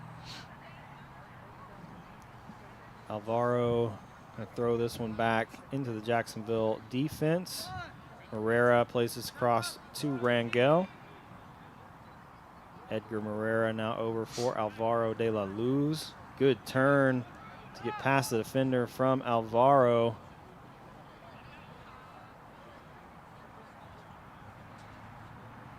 Diboll going to let this one go out for a goal kick.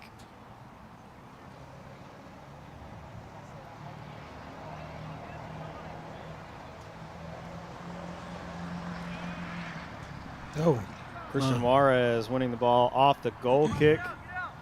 Diboll able to recover. Blake Dodge now across the top of the box. Going to find Arnold. Noah Arnold. His pass intercepted by Davian Tavera.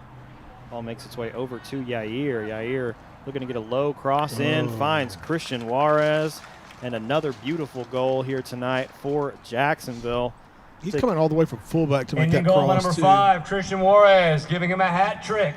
Take another look here at the goal. You can see ball's played across. Yair makes a great run, gets inside the box. Looks like we lost the camera there on the replay. But a low cross from Yair across the face of goal. Between the defenders and Elijah Terrell, and Christian Juarez He's passing the goal. puts it in the net for a hat trick. Yeah, the camera may not have gotten it, but I saw it. And that's what counts.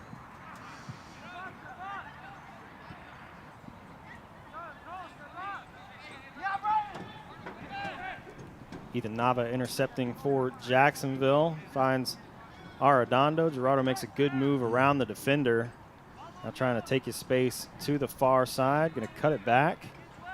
Now play it forward. No one there, though, for Jacksonville. Noah Arnold letting that one go. Terrell comes over, collects for Diboll.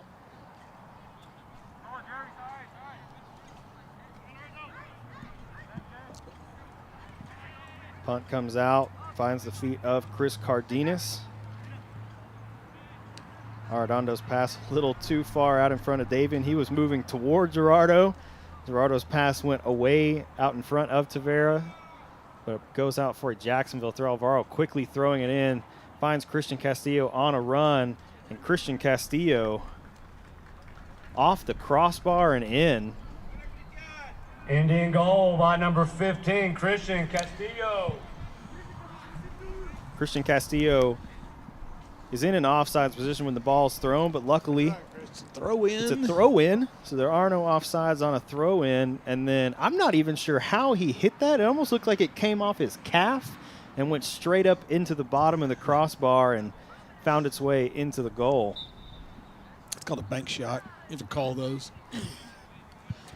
I didn't hear it on the field mic that he called that before he hit it. So You know, a little trivia here. Oh, we're going to probably get a foul on that one. Get your hands down. You get a foul. A little trivia, Ryan. What are the plays that you can't be offsides on? Throw-ins. Throw in. Is there another one? A corner kick. And one more That's that you're true. not going to think of. Christian Juarez Stump finding the Ryan. goal once again. I didn't think about a corner. You can't really be offsides when the ball is Indian on goal the by end number lines. 5, right. Christian Juarez. Well, giving technically, him you could move it to the haul top for of the the little day. arch, and then so you could in an offside position, but you're not allowed to be offsides on a corner kick, and then a goal kick. Oh, from like your own goal kick, or yeah, okay. You're also not allowed to be offsides if they pass it to you. True. The defense. So like if you're in an offside position as an attacker, defense turns around, passes it to you while you're in an offside position. It came off the defense, so you're not offsides. That's an interesting one because they're kind of technical about is it a deflection or is it an intentional pass? So if the Well, ball, but you also see where you may have an attacker behind the defender, like walking back or something, and they play a ball back to the keeper.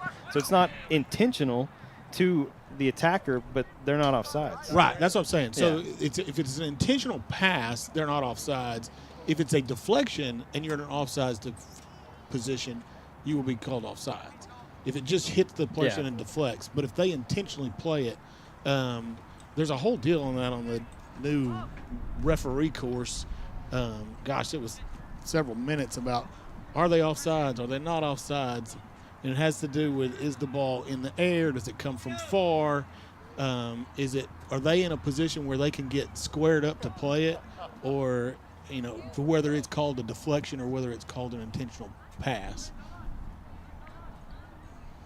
Actually, referees also will have probably to go through some sort of a course, I would guess, if there is an implementation of some sort of new card. I know there's been several leagues that have talked about. I've heard several different ones. I've heard a blue card. I've heard an orange card that's between a yellow and a red. I don't know that we'll see that anytime soon in high school soccer, but it is something that's being talked about at the professional level. I hope not. I don't know. There's enough. We don't need to make it more confusing. I like to keep things simple. I don't know about you, Ron, but I like to keep things simple. Jacksonville looks like made 4 substitutions. So a couple guys back on the field for Jacksonville. Carol Cardenas freshly in, trying to make a run. Cole Killingsworth also back in the game. Cole's got a good long throw. They don't utilize it much on the attacking end of the field, having him throw the ball deep, but he has the ability to do a good long throw in. Jonathan Frias also back into the game. Going to take a shot. That one's going to take a deflection off of Diboll, go out for a Jacksonville corner. Chris Cardenas is going to make his way over to take the corner. I believe Juan Lopez was the other substitution as he's making his way up toward the box from defense. Good in-swinging ball from Chris. Sarmiento gets ahead on it. Shot from Christian Juarez off the crossbar. That will set up a Diboll goal kick. Got about 20 minutes here remaining in the game. I think I may step away for a few minutes and go try to get some pictures of these guys for their last home game. It's a risky move, Ron. I mean, I trust you. So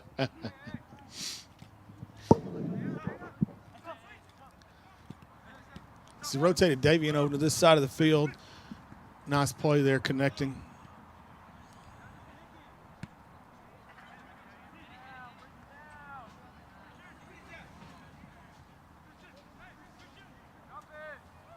Christian lays the ball out to the outside. Comes back in and fires a rifle of a shot. Goes in the goal. No, what's he saying? He's calling a corner kick. That's what he's calling. It's a little different. I'm not exactly sure. I guess that ball, it happens so fast up here. I'm not close enough to get as good a look as the referee did, but it must have deflected off of the – whoa, that's a long corner kick we tried. That ball must have deflected off of the actual goal post after the football goal post after the goalkeeper deflected it up and away. Good athletic save on the goalkeeper's part. A little physical play over there. Nothing worthy of a call, though.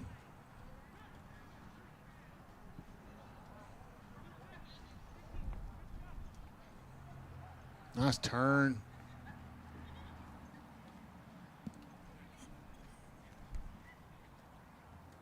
It's about 19 minutes left in the game.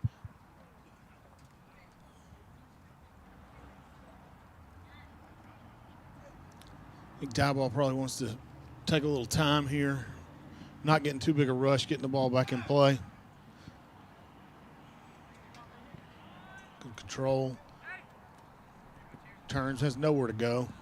Good. Jacksonville does such a good job closing down the space. If you look at that, they've got 2 players.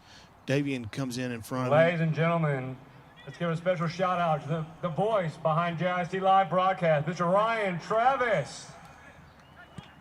Oh, and I'm here too, Grant Haney. We got another opportunity for the goalkeeper to handle the ball.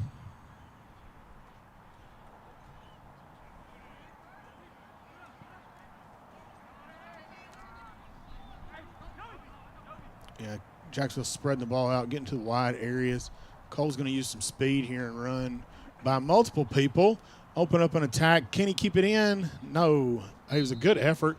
Those are the kind of plays you like to see out of a player with some speed like Cole has. I mean, he ran by 3 players to try and get in that position.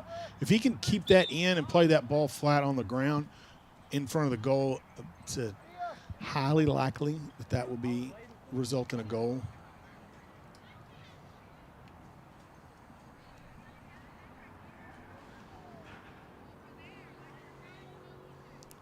A few more substitutions coming in for Jacksonville right now. I think you got a pretty good view of it. You see Sebastian on the screen.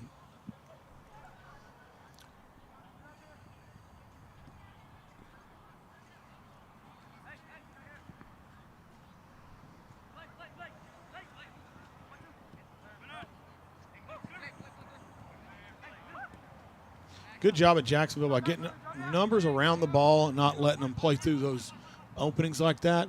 They don't even go in aggressive. If you notice, a lot of times Jacksonville, they just hold the players up and delay, and then they steal the pass. That's part of why Jacksonville has so few fouls in most games. It's the way they play is to just stay under control. Ooh. Nice pace on that ball, just a little bit late on our run.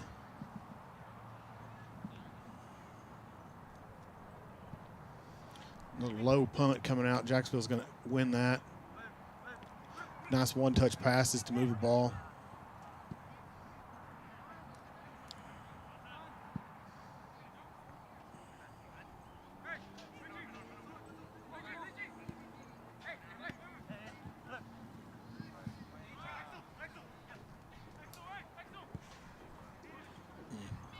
Yeah, he's trying to play that one-touch pass through there. He's trying to play that through ball. He just got a little too hard with it. Didn't quite give the runners time to catch up to it.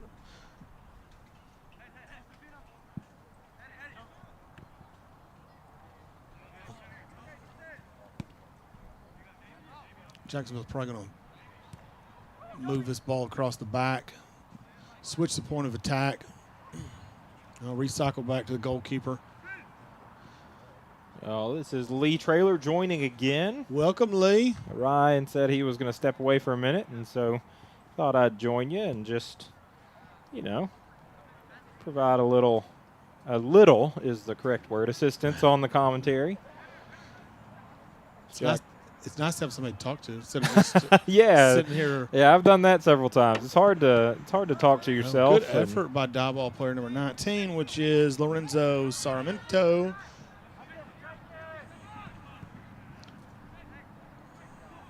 Diboll holds their line really high. It exposes them to all these run-throughs that Jacksonville's going to make, and but it does delay some of the attack for Jacksonville. Yeah, they've at least early on in this game, they successfully caught Jacksonville with a trap or two, and Ryan and I talked for a moment about how, last week I don't remember exactly the total number that there were, but there were a ton of traps that Jacksonville got caught with. And how important it is for Jacksonville to see those types of things going into the playoffs. And teams will see that on tape, and they'll try to take advantage of it. So it's good for Jacksonville to learn some of those aspects. Ooh, nice, tricky little play there. Carroll with the ball at midfield and tries to get it ahead, but broken up. Oh, he's going to go on his own. He'll be 1v1 with the keeper. What's his decision going to be? Just lays off an easy pass. Really nice play from Carroll and Jordan on that possession. Carroll out in front, like you said, one-on-one with the keeper, and just played it over to Jordan, and Jordan softly plays it back to Carroll. For the evening. It's a really difficult position to be in as the keeper with Carroll Cardenas and Jordan Cabrera bearing down on you. Yeah, when you talk about trying to get numbers and numerical advantage in the game, that's one of the things that you're looking for is when you're attacking. And they definitely had numerical advantage, not only against the defenders, but the last defender, the goalkeeper. It's really a 2v1 with the goalkeeper. Yeah. Jacksonville. Not much of a chance for the goalkeeper to be successful in that, especially with the talent of those two players. Yeah, I mean, that would be tough against any player or any players. And when those players are Carroll Cardenas and Jordan Cabrera, made doubly difficult. It's Kleber throws it in and then headed back out by Blake Dodge. So Kleber again gets this one into Carroll, heads it back to Salazar. Now Dodge trying to clear it ahead, where it is collected by Ishmael De La Cruz up this near sideline. It's kind of a. I think that's a turnover. It's kind of a deliberate desperation. Pass, a deliberate like, pass to Davey. I don't know. I mean, at this point, you have to send some stuff to goal, but that was from the 35-yard line towards goal from the sideline marker. So not a high chance of success there, especially against a keeper like Davey. But Jacksonville with possession at midfield.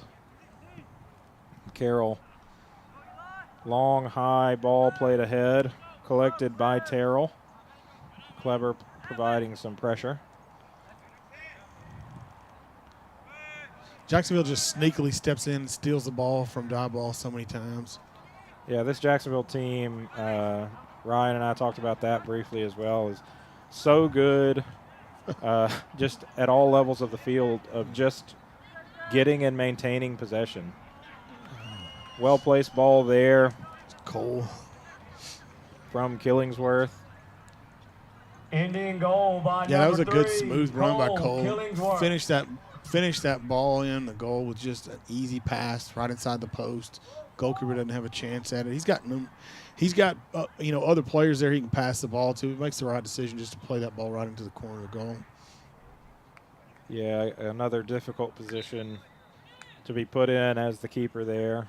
Early on in this game, Elijah Terrell made some really good plays in goal and stopped a lot of Jacksonville shots. But this Jacksonville team just puts up so many shots on goal. You can play well as a keeper and end up with a score like this one. You know? Yeah, I mean, it is a numbers game at some point. You can make a lot of great saves, but when you have more shots, it's eventually going to go sure. No, I say no, but it is hard to bat 1,000 as a keeper. See, that's true. When you're up against a team that just is relentlessly attacking is what I would like to say. We're going to be offsides on this. JJ just got caught about one step offsides.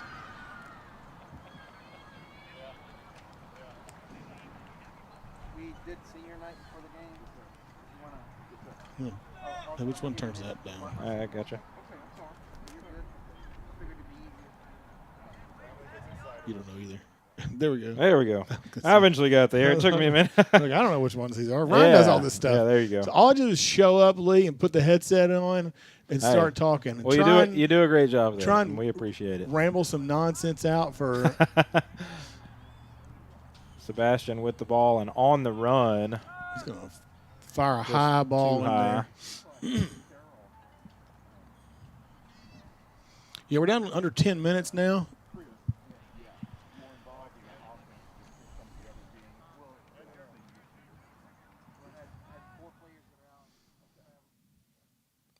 Are we still on? We are, yes. Okay. Sorry, I was turning the mic down. Since we have talking to the giving the newspaper article for the game. Rudy's going to go ahead and knock that out with 10 minutes left in the game. I think he's got this one secured up. He can feel comfortable that they're going to come out on top at this point. They stood right in front of our field mic and you weren't in here for the conversation. Oh, what a ball out in front! Look at this guy. Jordan able to pay that one off. I mean, that is a 50-yard pass that's played out there. Who hit that? It was either Sebastian or Gabino. Yeah. No. Who hit the pass? Do you know? Was it Cole or was it 24? It was either. I know Gabino was in there at 24. Gabino was in the area. I didn't see whichever one hit the pass. That was an incredible, a beautiful pass. Ball to play that with the pace because that ball just kind of went out there and died in front of the goal. And like we talked about earlier with the goalkeeper, he's just in a real bad spot on that one. It just died outside the box and gave him a chance to run in and finish a real nice shot. Yeah, and you were right. The cross that set it up was the key to that play. Beautiful. Yeah, and you're right. That was Cole, not Sebastian, in that area. I saw the 3, thought that was a 1. So it was either Cole or Gabino with just an incredible pass. And Jacksonville again with the ball deep in Diboll territory. That's one thing about it. When you play the high line like Diboll's doing, trying to catch people offside, you really expose yourself to runs, and if you don't have the speed, the athleticism, and you don't know when to take off and leave your position. And the stamina. I mean, yeah, we're deep in this game. Jacksonville's been doing it all night long. So, Jacksonville definitely does not lack fitness. Plus, they've made multiple substitutions. Yeah, and when they do, they don't. You're not giving up skill or athleticism when you bring in your bench if you're Jacksonville. So it just puts the visiting team and the opposition in such a difficult position. It's interesting to see these. Like, we've watched so many games this season, like the different strategies for how to play. Some of them want to sit back real deep. Some of them want to play a high line. What your choice is to try and defend. But, when you play that high line like that, you really expose yourself to these runs from Jacksonville and those well-played balls that they can, if they can play them with the right pace so that they don't overrun if they don't overrun the attacker and end up just going to the goalkeeper, it puts it in such a dangerous spot. He's on sides. It's Yohan Rangel plays it over to Axel Ramirez. Now Ramirez trying to send it to the center, but broken up by Diboll and played ahead. Sarmiento plays nice it turn ahead there to De La Cruz, and De La Cruz out on the run with the ball into Jacksonville territory. Cole comes from the opposite side of the field to break that up. You talk about determination, covering of play. some ground. Well, I mean, it's just Jacksonville and how they play. I mean, but it's just so much determination. Those are the things you look for in players that just want to win no matter what. I mean, we're winning 15-0, and Cole makes that run from the opposite side of the field to shut that player down. Yeah, we mentioned earlier that it's easy to talk about the goals that Jacksonville scores and the skill that they play with, the athleticism, but this is a tough, determined team as well. They've got players up and down this roster that have no problem playing physically, no problem giving the extra effort, and it's certainly a big part of why this Jacksonville team is as good as they are so far this season and have enjoyed the success that they have. Yeah, we don't talk about the defense. We don't talk about the defense a ton because they're never on defense. They spend almost all the time on attack. Yeah, they we don't get to see that often, like you said. A lot of the defense we do get to see is up here, when winning goal kicks and stuff like that. My microphone was down in my chin. Oh, okay. All right, now we figured it out. I'm sitting here. I know you're trying to figure out why is the button not working. Yeah, which I have channel? a microphone underneath my chin. Well, between the two of us, we eventually got there. So Ryan and I have different setups. This is what the people want to hear, the behind the scenes. But depending on whether or not we're using my gear that I have up here or just other gear that we bring in, we have several different setups we can use. So not as familiar with this one, but we're getting it together now. And soon you'll be back in the expert hands of Ryan Travis when he returns. Certainly by the girls' game. Yeah, he went down to get a few pictures. You might actually see him on the sideline in this frame right there here. He is, right there at about the 40-yard line, yeah. If you're watching from home and you've never seen Ryan, but you've just heard his voice, now you see that's what he looks like. And they've seen it because I took every opportunity during basketball season that I could. I mean, when we needed to get the Ryan Travis vanity shot, we got it. Jacksonville playing it around on their own side of the field.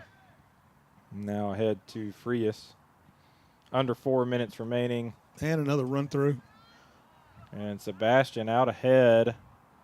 Just wide left, going for that bottom left corner. I don't think you need to be too disappointed, Sebastian. The game is well in hand, but Sebastian's wants to. These kids want score to win. every time he gets an opportunity. Yeah, and he oftentimes does. I mean, that's what you're looking for. You're looking for players that will compete all the time, that are going to be relentless about how they compete. And Jacksonville's got those. Killingsworth with the ball for Jacksonville. Plays it back, but some good pressure from De La Cruz. Jacksonville does control it. Frias looking for this near sideline. Now plays it ahead to Ramirez. Ramirez with the ball in traffic, sends it ahead. Clever with the ball out past Terrell. It does get past the keeper, but controlled by Diboll. Now Ramirez with the ball for Jacksonville with some space. Slows it down and plays it back to Salazar. Salazar ahead to Juarez. Juarez over to Rangel. Rangel shot on goal. Good block from Terrell.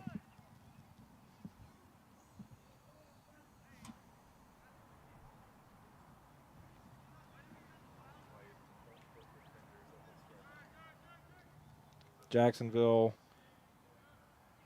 handles it deep in Diboll territory. Broken up for the moment, but taken by Frias. Now played over. Carol Cardenas looking back to get it back to Frias, but can't do it.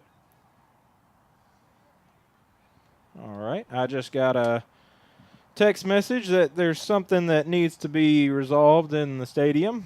Nothing urgent, of course, but some small fire I've got to put out, so I'm going to step away for a moment. Lee's in charge of everything here. No. If they need a bag of popcorn, Lee's on it, baby. Well, I can't promise you I can handle your popcorn needs, but there are a few things that I've got to handle, and one of those is calling now, so I'm going to step away, and you'll be flying solo again for at least the next several minutes. I'll be back. We've got a minute and 30 seconds left here.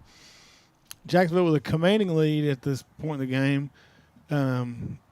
Definitely outshot and outpossessed the ball, or outpossessed the opponent tonight.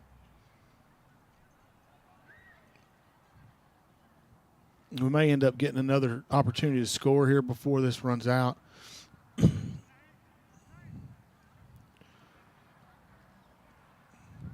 Cole having to play a little physical with a Diboll player there to maintain the possession on the ball.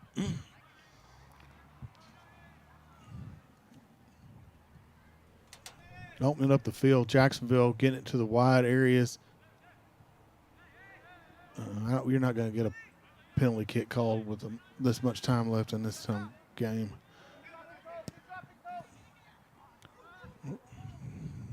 Diboll is not giving up on their attack. They have still tried to continue to push here at the end of the game. They're trying to quickly get the ball back in with just under 30 seconds left, trying to see if they can't generate some kind of attack here before it's over. But Jacksonville is able to quickly win that ball back, get back in possession of it, and go back on the attack. Oh, shot from range there. Yeah, I think Diboll's probably going to let the clock run out here. No, he's going to get it back in play, and there it is. All right, boys' game's over. The girls' game's going to start. We're going to take a break here in just a second, and let's hear it once again for your Fighting Indians.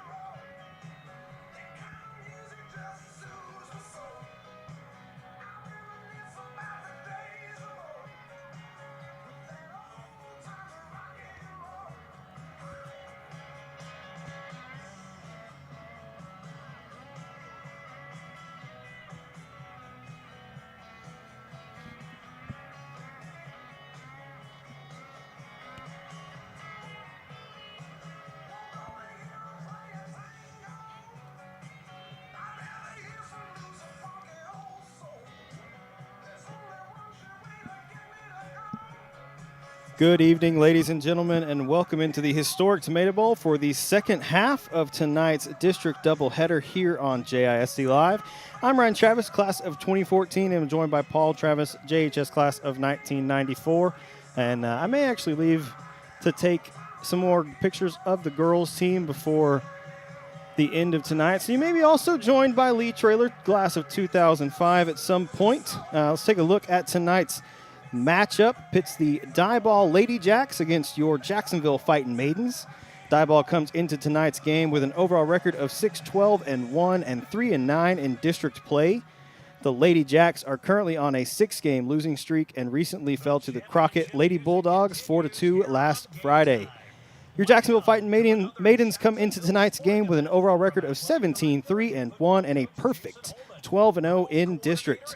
This Jacksonville team has scored a lot of goals this season and are currently on a 13-game win streak, where they most recently defeated Trinity 12-0 on Friday in Trinity.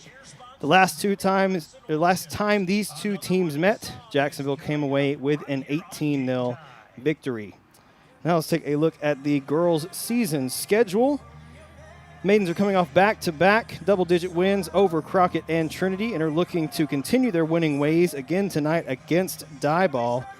Jacksonville will host Palestine on Friday to close out their regular season with a game that decides the district champion.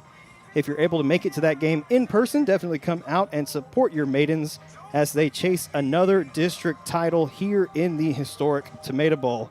And finally, looking at the district standings, your Jacksonville Maidens sit alone atop the district standings, followed by Palestine, Hudson, and Madisonville. Jacksonville's looking to close out their district slate with a big win tonight, and they have a big game on Friday against Palestine for the district championship and the top seed going into playoffs. Once again, thank you for tuning in tonight here on JISD Live. And in just a moment, we will get our lineups for both teams from PA announcer Grant Haney.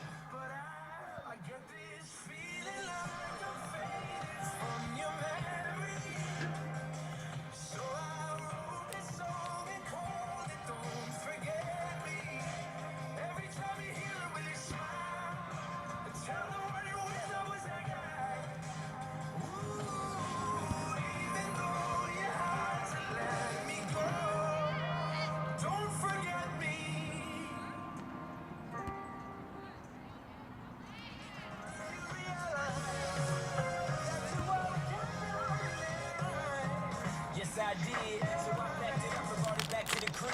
Just a little something to show you how we live. Everybody want it, but it ain't that serious. So if you gon' do it just like this. You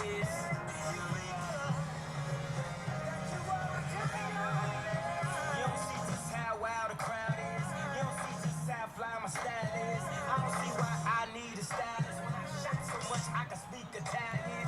I don't know, I just want it better for my kids.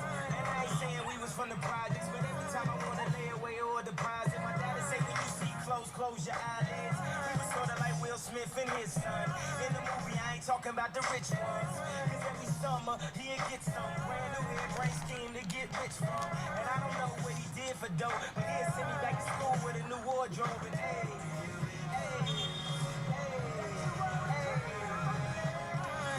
I think he did when he packed it up and brought it back to the crib. Just a little something to show you how we live. Everything I wanted, man, it seems so serious. So if you gon' do it just like this.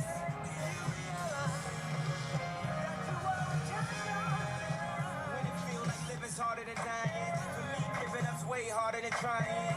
Lauryn Hill said her heart was in Zion. I wish her heart still was in rhyming. Cause who the kids gon' listen to? Against me if it isn't you. Last week I paid a visit to the institute. They got the dropout keeping kids in the school. I guess I clean up my act like Prince do. If not for the pleasure, at least for the principle. They got the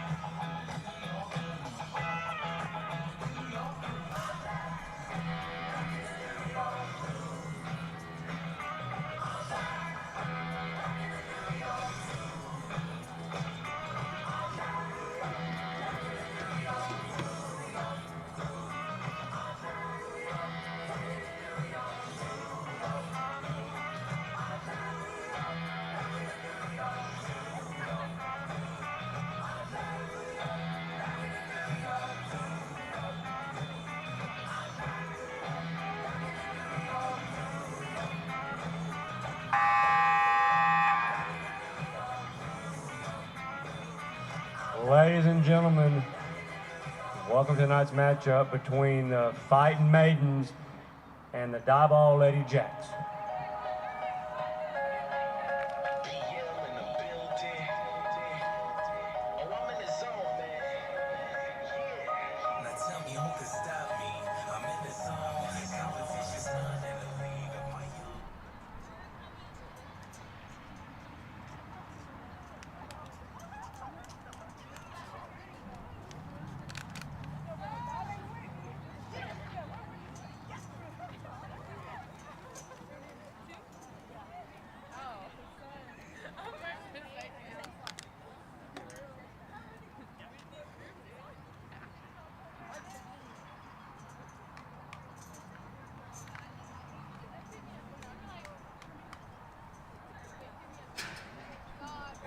Let's first start by meeting the Lady Jacks of Diboll.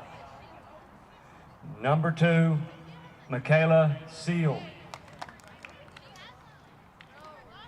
Number 3, Analia Hernandez. Number 4, Krista Tomez.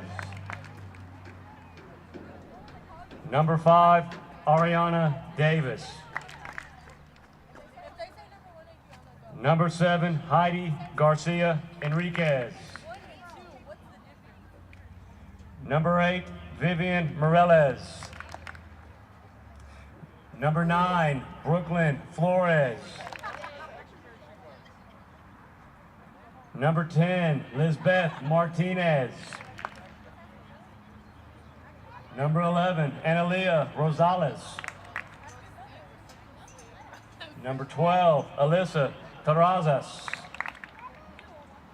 Number 13, Alyssa Silva. Number 14, Denia Silva. Number 15, Adamari Segura. Number 16, Delia Zarazos. Number 17, Liliana Metlin. Number 18, Ava De Leon. Number 19, Carla Gonzalez. Number 20, Alondra Segura. And number 22, Paloma Rios. The Lady Jacks are coached by head coach Mary Lewis and assistant coach Meredith Ruby. And now let's hear it for your Fighting Jacksonville Maidens. Number 0, Emily Barrera. Number 2, Adriana Munoz. Number 4, Itzel Arredondo. Number 5, Kelsey Dominique. Number 6, Ara Castillo. Number 7, Evelyn Lara. Number 8, Clara Guillen. Number 9, Alexa Medin. Number 10, Sophia Romero. Number 11, Joel McCullough. Number 13, Elizabeth Nava. Number 14, Areli Romero. Number 16, Lauren Wade. Number 17, and making her return, Maya Morales. Number 18, Mariana Arredondo. Number 19, Jackie Badillo. Number 20, Giselle Castillo. And number 21, Landry Harmel. The maids are coached by head coach Colton Downtown McCowan and assistant coach Roynaldo Alvarez. And now, if you would please rise, and gentlemen, remove your hats for the playing of our national anthem.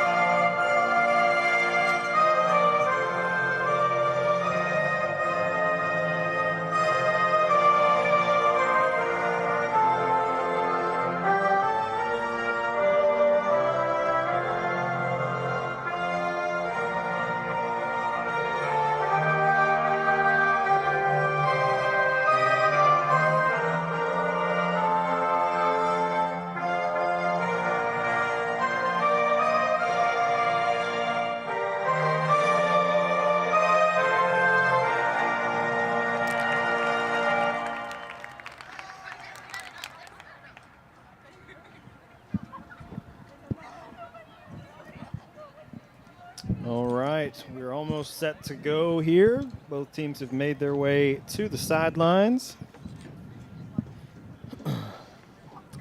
It looks like in goal, probably for the entire night, if I had to guess, will be Emily Barrera. It looks like Adriana Munoz has a jersey on tonight, so she will probably be playing the field a little bit.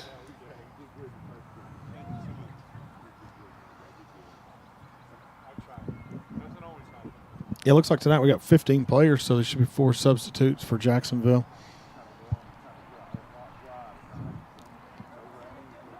I didn't count Diboll's players, Ryan. I did not either, but we do have them on a roster. Hey, Coach Cole. How's it going? Good luck to y'all, man. Thank you. I'll come visit with you afterwards. Okay. I believe we've got.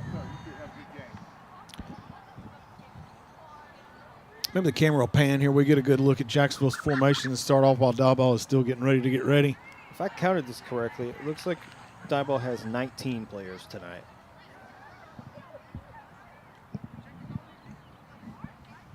I guess Jacksonville's won the kickoff, or won the opportunity to kick off. Jackie may be starting the center forward.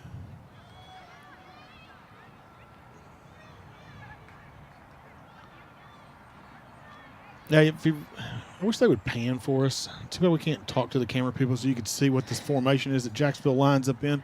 You get a real good look at it when they're getting ready to do the kickoff. You got 4 defensive players play flat across the back, 2 holding midfielders in front of them with an attacking midfielder in the center, and then 3 forwards up top.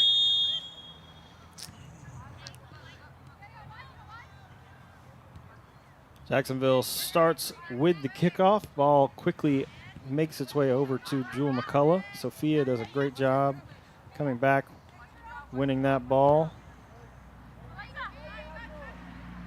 Alexa going to send this ball forward for Itzel.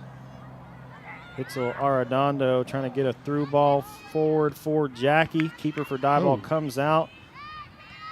And Diboll now able to clear it forward. Itzel comes back, wins it.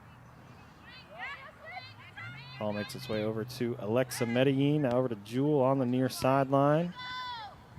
Forward for Giselle.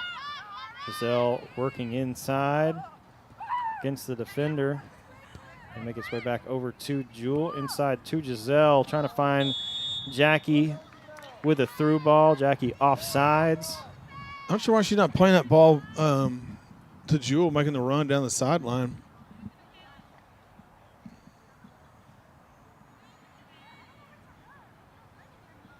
So Diboll will have an early free kick. Michaela Seeley going to send this one forward. Ball finds the feet of Sophia. Alexa now looking for Relly on the far side. Itzel comes back. Diboll able to win it, send it back forward. Clara able to find Relly. Ball now played over to the near sideline. Diboll playing this one out of bounds. Jackson will have a throw in. Jewel finds Giselle. Giselle will pull that ball back away from the defender, get it back to Jewel, and send it back to Landry.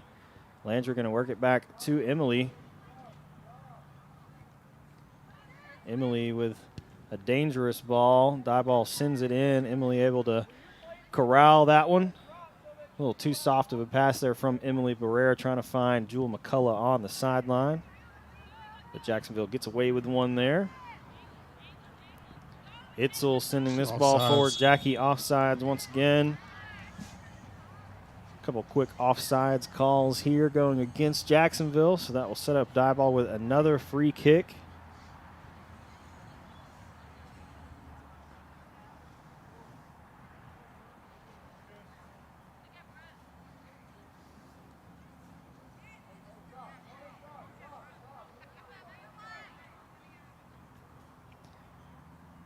Michaela Seeley sending this one forward.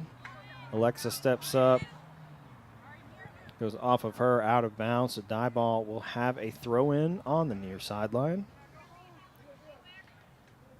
Carla Gonzalez set to throw this one in for Diboll. Landry steps up, heads it back out of bounds. Jewel tries to keep it in, but not quite able to keep that one in bounds. So that will go out for another Diboll throw. So Carla Gonzalez going to throw this one in for Diboll once again. Sophia wins the header off the throw. Jackie steps back. Now ball played forward, finding Itzel. Itzel with a good move gets past the defender. Trying to beat Diboll's defenders to the goal. Hits a left-footed shot across the face of goal and out of bounds. So that will set up a Diboll goal kick.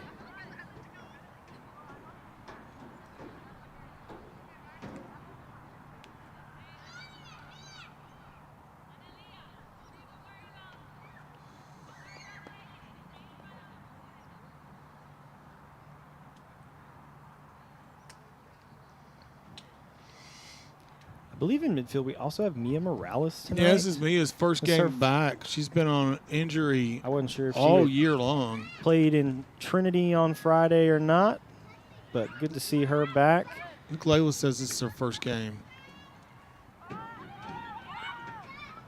Ball makes its way to Jackie, trying to send a through ball forward. No one there for the Maidens. Yeah, Mia's really had a struggle her high school career. She's had multiple knee surgeries and missed, almost all this season. She missed some. She played last season and missed some of the season before, I think was the deal. Maybe missed most of the season before. There's not quite putting that combination together up front. I believe Danae Silva in goal tonight to start the game for the Lady Jacks. They're going to step up, able to keep that one in bounds. And going to go off of Diboll, out of bounds for a throw. Arelli quickly throwing it in, finds Itzel behind the defense. She has runners in front of the goal. Let's see what her decision is here. Low ball comes in, and a good finish from Jackie as that ball takes a deflection off the defender. Take another look at that. Goal by number 19, Jackie Badillo. Maybe we'll get a look at it. There we go. We had enough time to catch up to it. Jackie's going to bury that thing when that comes in front of the goal. We were fortunate that ball didn't get broken up when it was passed. Yeah. The cross could have come a little earlier. Jacksonville had some space there around the penalty area before that ball was played. And then, luckily took a deflection right to Jackie's feet. Yeah, you want to see that ball go deep down to the touchline and then be passed on the ground and make a negative pass back, try and set that up where the shooter is actually facing the goal when the ball comes to him. So that part's well executed. We're just lucky that it wasn't broke up by a defender. So pass back. Do not pick that ball up. No, we didn't do it. A little grace on that play back to the keeper there. Communication between the referee and the sideline referee directly on not to call that, in case you're wondering at home. Mia able to find Alexa. Giselle now hits this one to the sideline for Jewel to run onto, but good defense from Michaela Seeley, able to send that one out of bounds. So Jacksonville will have a throw. Jewel quickly throwing it in. It was over the head of Giselle. Jackie trying to get a foot to it. Michaela Seal able to send that one out of the box. Mia Morales fighting for possession, able to win it. Finds Arelli. Arelli finds Itzel. Offsides, though. Just a step or two behind the defense. We're just standing. We're just standing back there in an offside position, right? Earlier on the other play I was watching, I was like, Jewel didn't cross the ball early. She continued to dribble, and it let the defenders catch up with the attackers and keep them in an onside position. Look like Jacksonville's about to make a substitution, bring somebody new in. What's that? I believe that is Mariana Arredondo set to sub in for the Maidens. Mia Morales, though, finds Jackie. Jackie plays a good ball forward for Giselle on sides and over the outstretched hands of the keeper.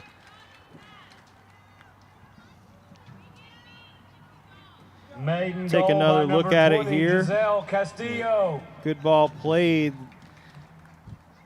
Giselle able to get behind the Diboll defense, had a clear run at it. I think maybe the defense kind of thought she was offsides when that ball was played, but the linesman was in position. And a great finish from Giselle makes this 2-0.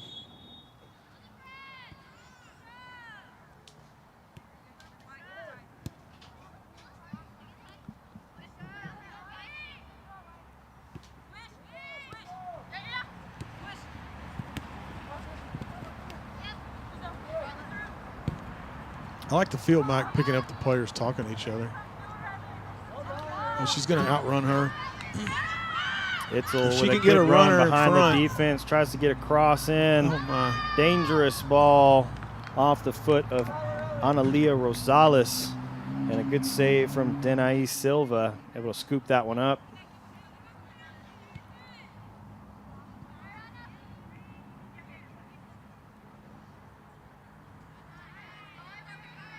Diboll able to steal that one away from Arelli, but Arelli, good job tracking back, shielding that ball go out of bounds. Oh, nice throw in.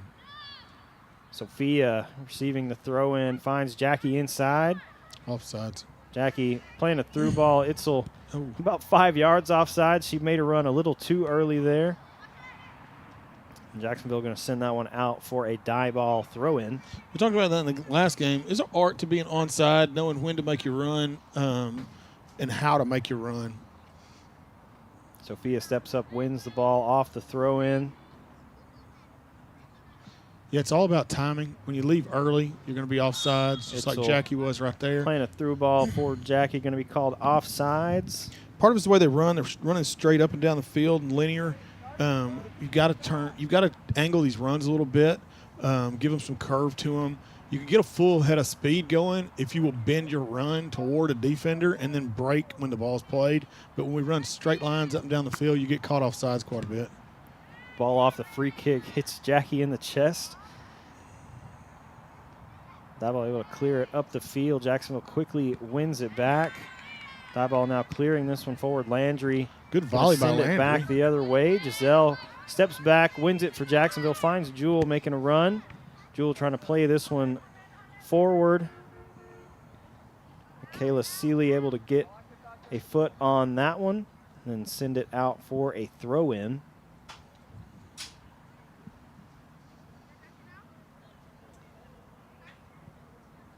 Throw in comes to Jackie. She gets a left-footed shot, far post. A really nice shot there from Jackie Badia. Take another look at that goal. Maiden goal by Jewel number 19, quickly throws Jackie it in. Badillo. Jackie does a good job shielding the defender off with her body and then just places it That far goal post. gives her a brace for the evening. Jackie with 2 goals here early, less than 12 minutes into the game. Jacksonville leading 3-0. That gives Jackie a brace. Once learned a new word. I think it's silly that we have a term for For scoring 2 goals? two goals. I mean, it used to be just a hat trick. That was what you wanted to get was third goal, so you had a hat trick.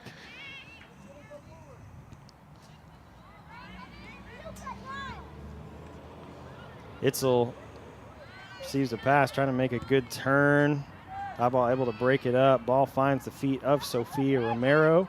She finds Alexa. Alexa plays Jewel, a good through ball for Jewel to run onto. Jewel going to play a low cross. There's your hat Jackie trick. gets a foot on it and a hat trick for Jackie Badia. Maiden goal by number 19, Take another Jackie look Badillo, giving her a at that hat trick goal. on It the was really evening. good vision there, finding Jewel making the run. And Jewel did such a good job of distancing herself from the defenders. So I'm not sure if they even knew that she was there. It sure didn't seem like it. She kind of got to freely make that run and then plays a really good, really early low cross as well, and has attackers coming in, and Jackie's able to put that one far post for the hat trick.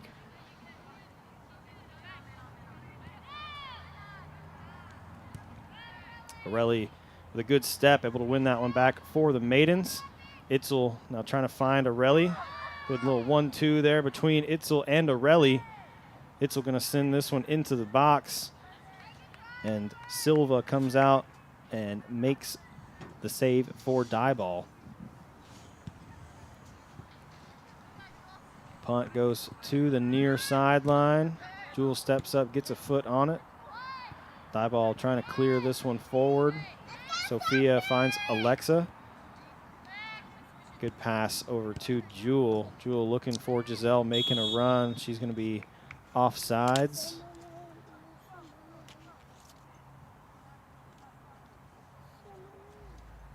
Talked about the Diboll boys playing their line pretty high. The Diboll girls are not playing quite as high a line. They're staying organized across the field, but they don't leave. So ball played forward. Sophia gets ahead on it. Giselle now looking over for Jackie. Jackie trying to find Sophia. Sophia does a great job shielding the defender off, coming back for that ball.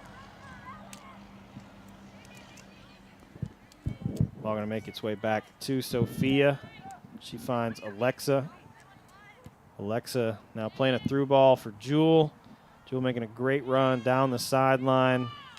Gets inside the 18, low cross, comes in, and Jacksonville finds another.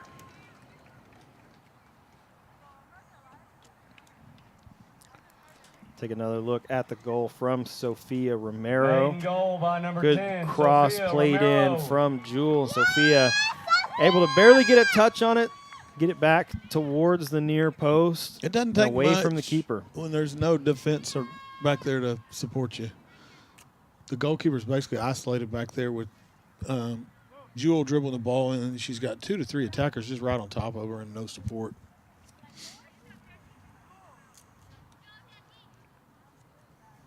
They've got to Jacksonville's doing a good job of running to the goal and, making these runs. Diboll's not tracking back with them to make it a contest. We're going to see a couple changes here from Jacksonville. Lauren Wade comes into the game. Jackie Padilla comes off, so Lauren will drop back into her attacking mid position. Giselle will move to center forward, and they're moving Tried to play a little combination. Jewel up to right forward. Alexa Medellin has dropped back to central defense, and Landry has slid over to play right back. It's crazy. You can make one sub and move 5 players into your formation. Very dynamic structure to the team.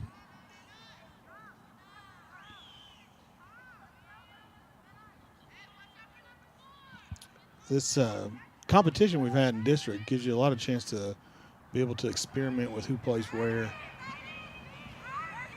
Orelli trying to get the cross in. That one takes a big deflection. Good block there from Michaela Seal. Orelli could kick left-footed. I'm not sure why she didn't continue her dribble down and play that ball. She had the girl beat. All she had to do was continue her dribble across the line and then play that ball flat. Turn it back. I mean, let the girl have a chance to catch up. So we might see a quick corner kick here from Jacksonville. Yep. Itzel plays this one across. Lauren gets a foot on it, wide right. Not really a shot there from Lauren, more of a just kind of deflection towards the goal.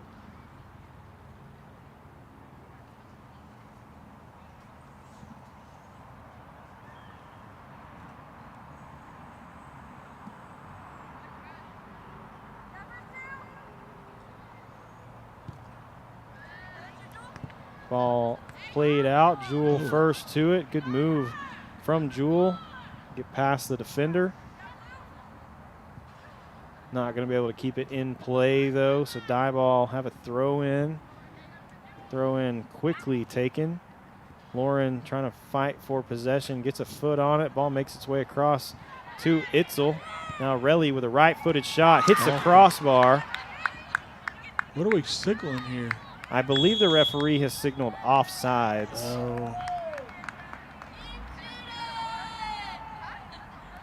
So I would guess what he's calling is when Itzel made that pass back, she was offsides, either her or Giselle, one of those two up top. And then when the ball came off the crossbar, he's flagging it for offsides. Yeah, if she's in an offside position when the ball deflects off, it gives her an advantage. So referee makes the right call there. A lot of people get confused on some of those plays because they think it came from – it's not touched by the bar. Even if it touches off the goalkeeper, you're still offsides. So –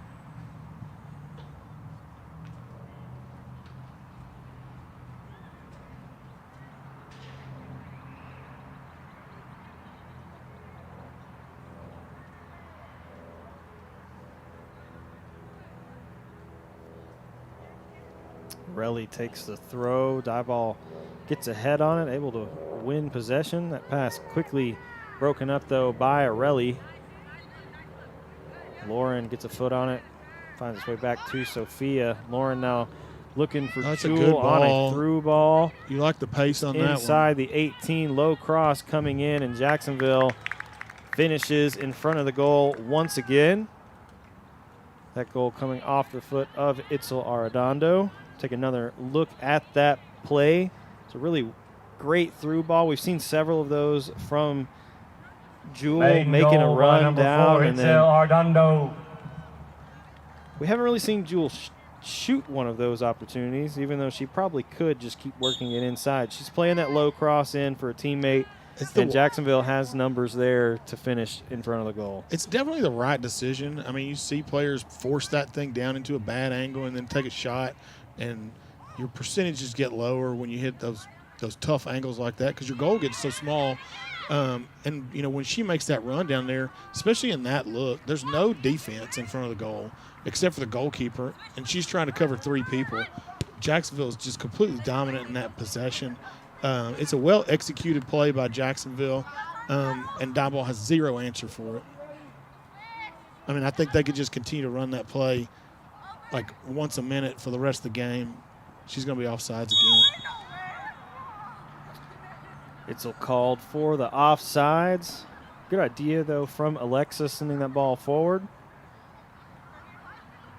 Yeah, you want to see that play. We talk about that a lot. You want to see that play because in the playoffs, when you're playing against good teams, those are your highest likelihood of scoring. I mean, we've run it, I don't know, what did we run it 4 or 5 times, and we've already scored 6 goals. I mean, your chance of completing the shot into the goal from about the top of the 6-yard box is where they're actually hitting it from tonight. On a ball played, you know, negative to the attacker so that they're facing the goal on the ground where they can just strike it with their instep and pass the ball. You cannot set up an easier goal with a higher likelihood of a positive outcome than that. The difference is when we play somebody who's organized, they're not going to have a 3-on-1 with a goalkeeper when they do it. We're going to have defenders in. They're going to have defenders in there that we have to be able to beat. But you want to see Jacksonville have the ability to recognize that and execute that play. You know, instead of taking, you know, so many long shots, low percentage balls, get in there and execute a high percentage ball. We definitely have the talent to do it. When you see Jewel make that run, I mean, again, she's going to make a run down here. She may turn this one more in and take it 1v1 with the keeper. Jewel does take the shot herself. That one takes a deflection off the outside of the post, goes out for a goal kick. Yeah, that's one of those deals. There's a good example of that. What happens when you're looking at that, the goalkeeper's heads up with her, and she's able to close down the space, make the goal small for her. Jewel does a good job, but it's difficult to execute that spot because you have such a small window to put it in. When she plays that flat ball back across the face of the goal, it goes in behind the keeper. The keeper has zero chance to defend that, especially you know, because if she's got to protect her post. If she doesn't protect her post, Jewel's just going to go and slot it in. See what Jewel does here. Another good run from Jewel. Gets inside the box. Looking to play a low cross. Going to cut this one back. Better job by Diboll getting back and defending on that one. See the difference in when she doesn't have just a wide open people to. Lauren trying to get a shot off there. Not able to do so. Quickly wins it back, though. Finds a Relly. Relly sends this one over the top, has Jewel. Jewel in there. Can't keep it in. Not Yeah, able that's to- a good example, though, Ryan. When you see that, the difference on that play is the Diboll defense is now recognized that they need to drop back and defend that, and it totally changes Jewel's decision-making process because she doesn't have two wide-open players right in front of the goal. She's got to slow down, and then Well, she also had a defender there That tracking tracked back with her. near post with her, and I mean, it definitely makes a difference when you have the defender between you and the goal. Whereas all the other runs that she's made so far tonight is just it's just her. Like she is the only person back there. it looks like Usain Bolt out in front of everybody. Yeah, we talk about the three components of defense. What are the three components of defense, Ryan? Pressure, cover, and balance. Come on. It's the PCB. I don't know.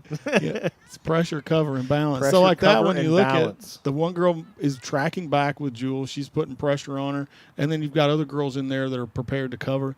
It just totally changes the dynamic of the play. Clara steps up, wins it for Jacksonville, finds Lauren. Lauren now trying to find Kelsey, making a run. Good defense, though, from Diboll, able to knock that one away from Kelsey, trying to keep it from going out for a corner. Kelsey able to win it back, trying to get that one back for Eric Castillo. It's going to go out for a throw-in for Diboll.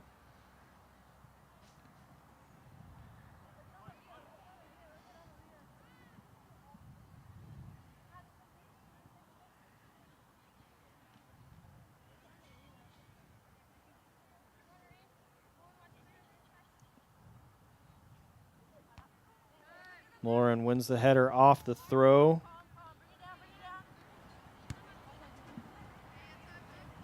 Are going to send this back, find Alexa. Alexa going to send this one back to Emily Barrera. Alexa now looking across the field, finds Sophia. Sophia able to knock this one forward. Switch sides with Jewel.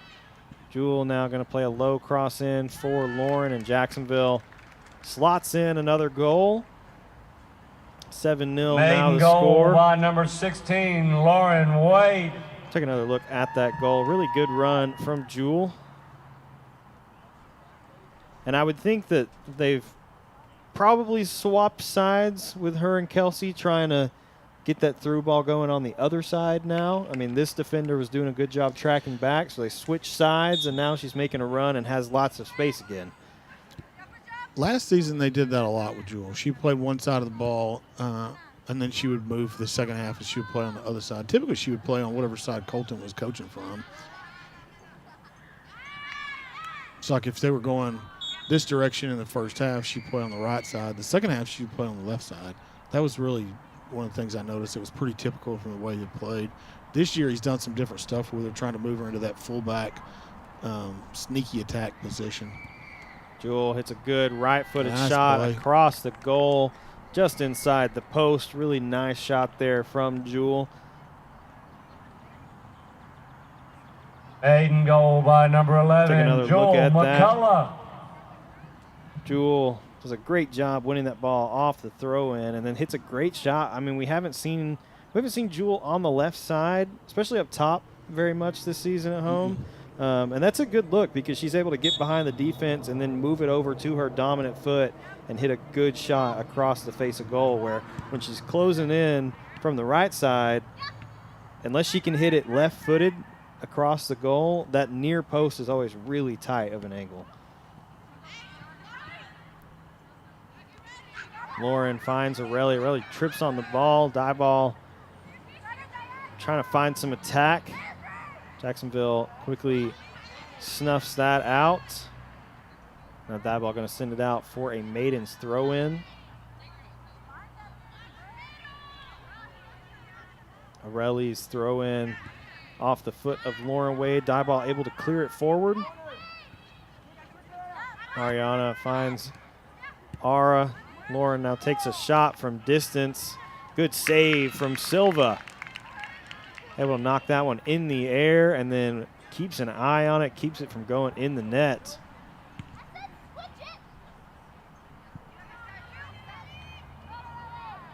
Pirelli's header straight into the air. Diboll trying to get a ball through. That one played away by Sophia. Lauren finds Ara. Has Landry making a run. Landry Harmel trying to get inside the box. Hits that one across, and Diboll going to clear it out of bounds.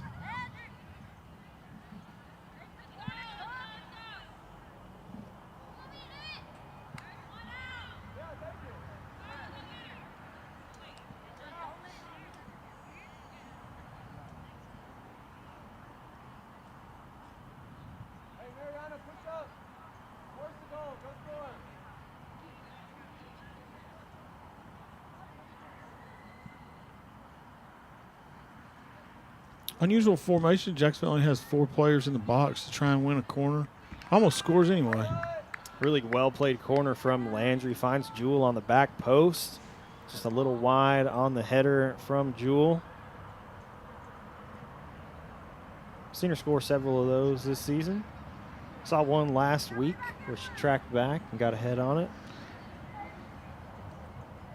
She's got a knack for getting good power on her headers. Jewel wins the ball off the goal kick. Lauren finds Jewel making a run. Low cross comes in. Kelsey is there to finish for the Maidens. Yeah, we talk about timing your runs and how to do them correctly. That Maiden right there goal is by an number example of 5, how to Kelsey execute that Dominique. correctly.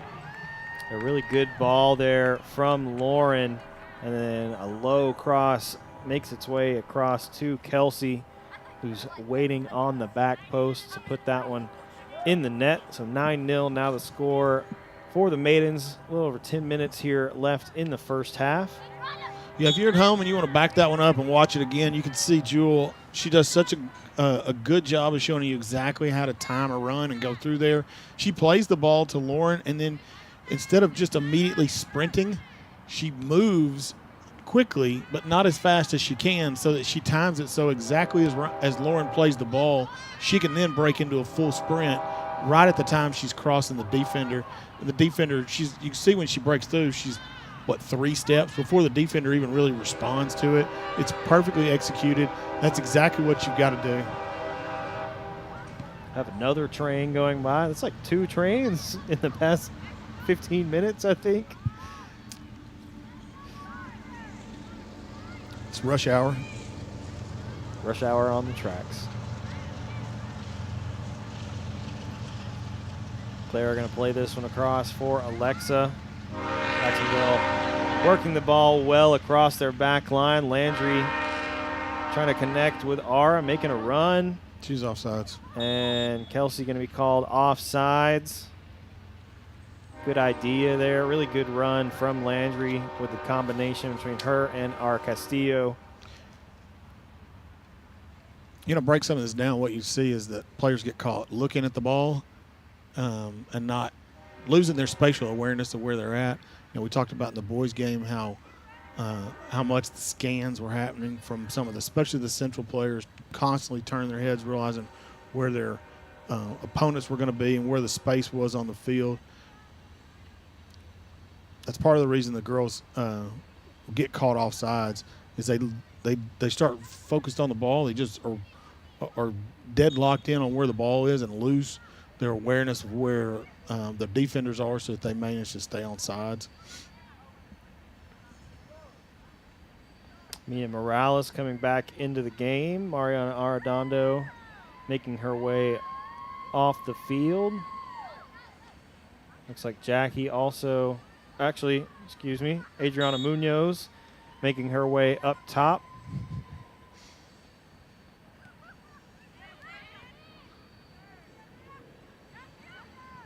Mia playing a good through ball. Jewel just a fraction early there on her run. Going to be called offsides. It was close, but not. It's close. Not so close that. When you're winning 9-0. I know they're gonna call everything. Everything. Yeah. I mean, he's doing a good job of staying in position. Mm-hmm. Yeah, it's nice to have linesmen.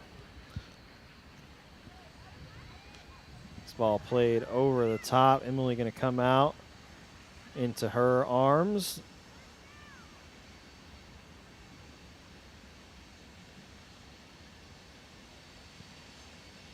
Emily's punt finds Kelsey. Kelsey trying to control the ball. Diboll able to knock it away. Kelsey now fighting for possession. Gets a foot on it. Ball played forward. Going to make its way out of bounds. Diboll will have a throw in. Dalia Zarzosa with the throw in. Landry wins the header off the throw. Ball makes its way to Lauren Wade. Ball going to be played out by Diboll. Landry will step over to throw the ball in for the Maidens. Throw in goes to Lawrence, quickly finds Castillo. Now over to Mia Morales. Mia playing this one forward for Jewel. Adriana trying to get there, just a little too far away from her. Good save by Silva. Nice chest. Mia looking for Jewel, making the run. Ball going to be cleared out for a Jacksonville corner. We talked about the last game. Those corner kicks are positive for you on attack. So sometimes when you look at it and you think, oh, that play gets broken up by the defender, but how does it get broken up? It actually sets up a scoring opportunity for Jacksonville. Lauren not quite able to get a foot on it. Adriana almost does, and then Jewel finishes it off. Able to make her way over there and find the back of the net. We'll take another look at that ball off the corner. Ball kind of bounces around a little bit, and Jewel finally able to get a foot on it. That's exactly what we talked about in the last game. That's why we count corner kicks as a positive stat for you on an attack, because, I mean, they don't all look pretty, but there's a good chance that they're going to result in goals sometimes. Diboll playing this ball forward. Lauren first to it. Adriana will find Landry. Now back to Alexa. Alexa going to find Landry with lots of room on the sideline. Lauren with a good turn sends this ball back to Alexa. Alexa finds Mia. Relly trying to make a turn. Diboll able to get a foot on it, send it out of bounds. That will set up a Diboll throw-in. Ball must have hit off of Areli. Areli going to send this one out for another Diboll throw.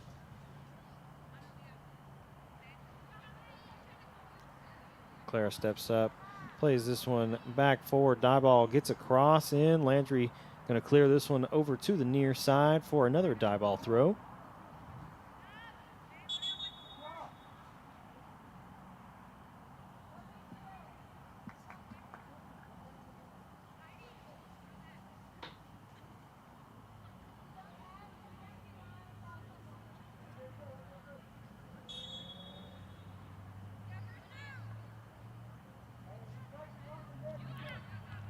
Diboll throws it in. R. Castillo gets a head on it. Lauren has the ball for Jacksonville, trying to send a through ball forward for Adriana. Adriana with some room, trying to get past the defenders. Get a shot off. Foul going to go against Adriana. They'll set up a free kick.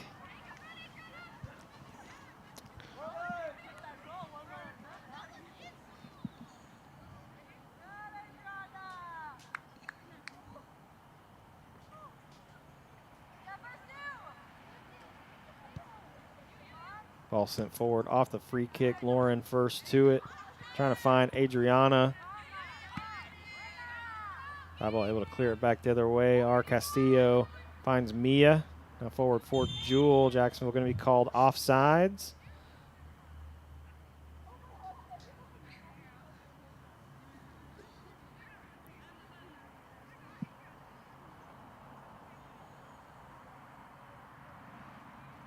Just over 2 minutes here left in the first half. Heidi Garcia Enriquez sends this ball forward for Diboll. Jacksonville first to it. Mia sends a through ball forward for Jewel. Jewel finds Adriana. Adriana not able to connect on it. Kelsey sends it back inside. Kelsey now finds Lauren. Lauren going to take a shot. This one high. He'll go out for a Diboll goal kick.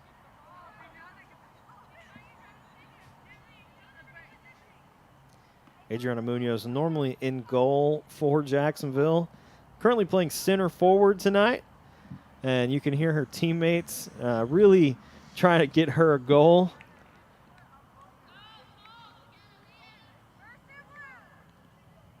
You had senior night for the boys, but Adriana's actually a junior, so she's got another season of this next year.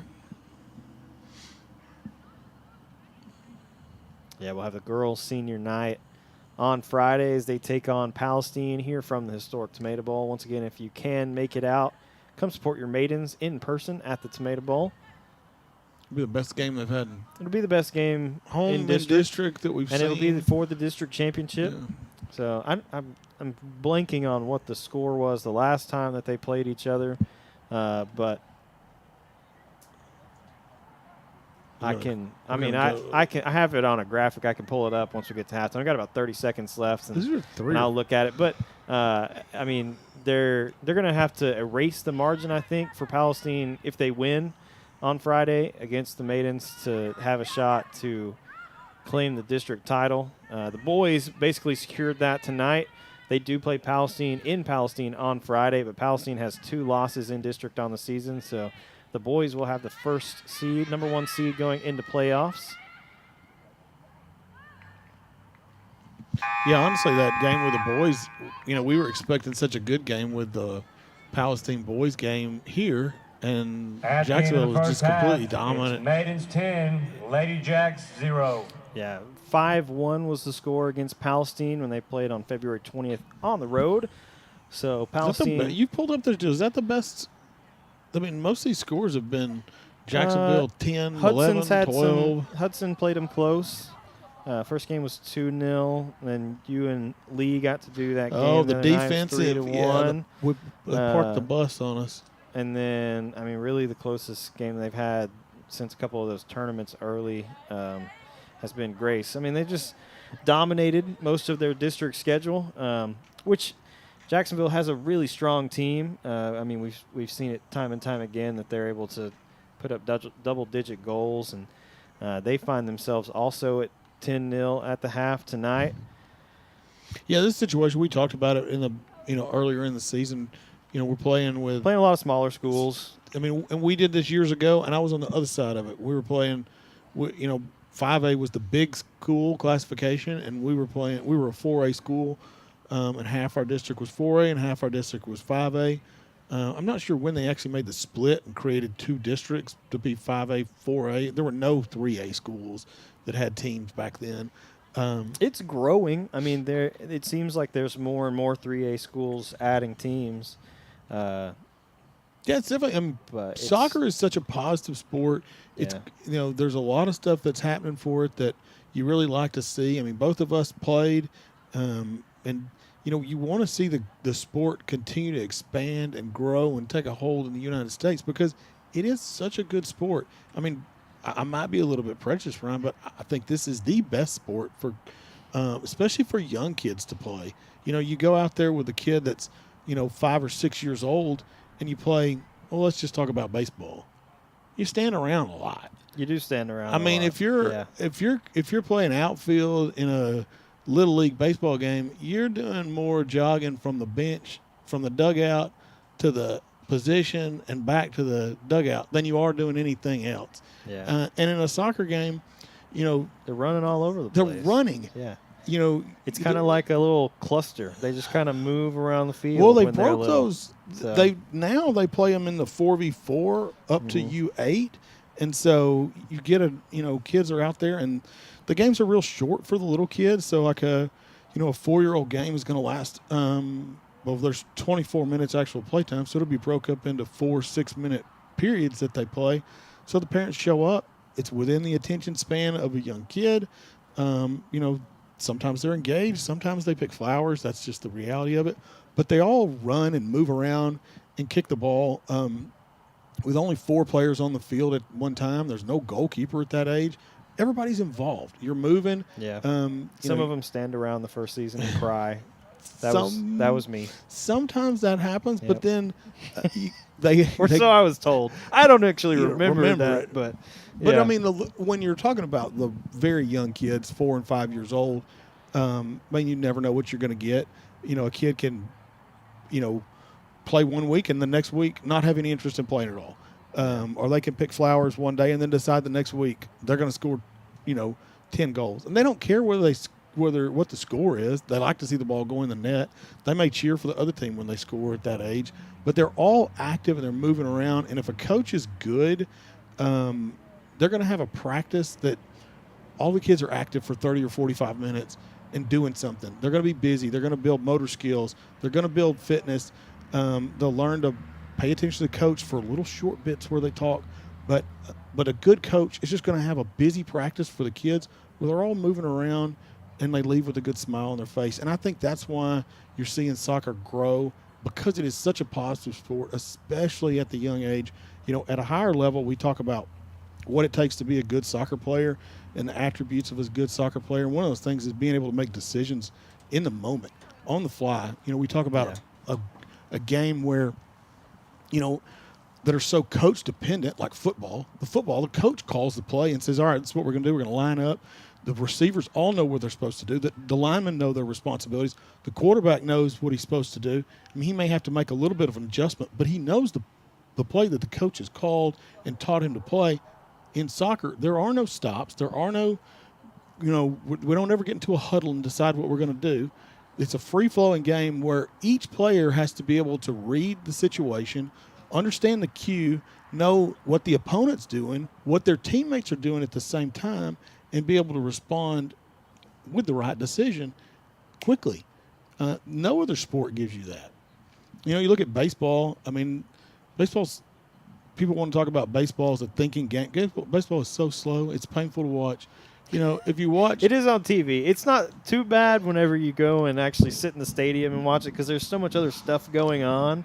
Let's just take, for example, let's say, what does everybody want to talk about? Like, what's a great game? The pitcher throws a no-hitter. If a pitcher throws a no-hitter, we just sat there and watched 2 grown men play catch for 4 hours. Pretty much, yeah. What it doesn't happen very often, though, so what it's really gets more cool boring than when that? it happens, So. But yeah, it's I don't know. And I didn't grow up playing baseball, so I played baseball. Yeah, I did not play baseball. I never really had any interest in it. I played a lot of soccer growing up, but yeah, I don't know. Baseball is one that I've never really gotten into very much.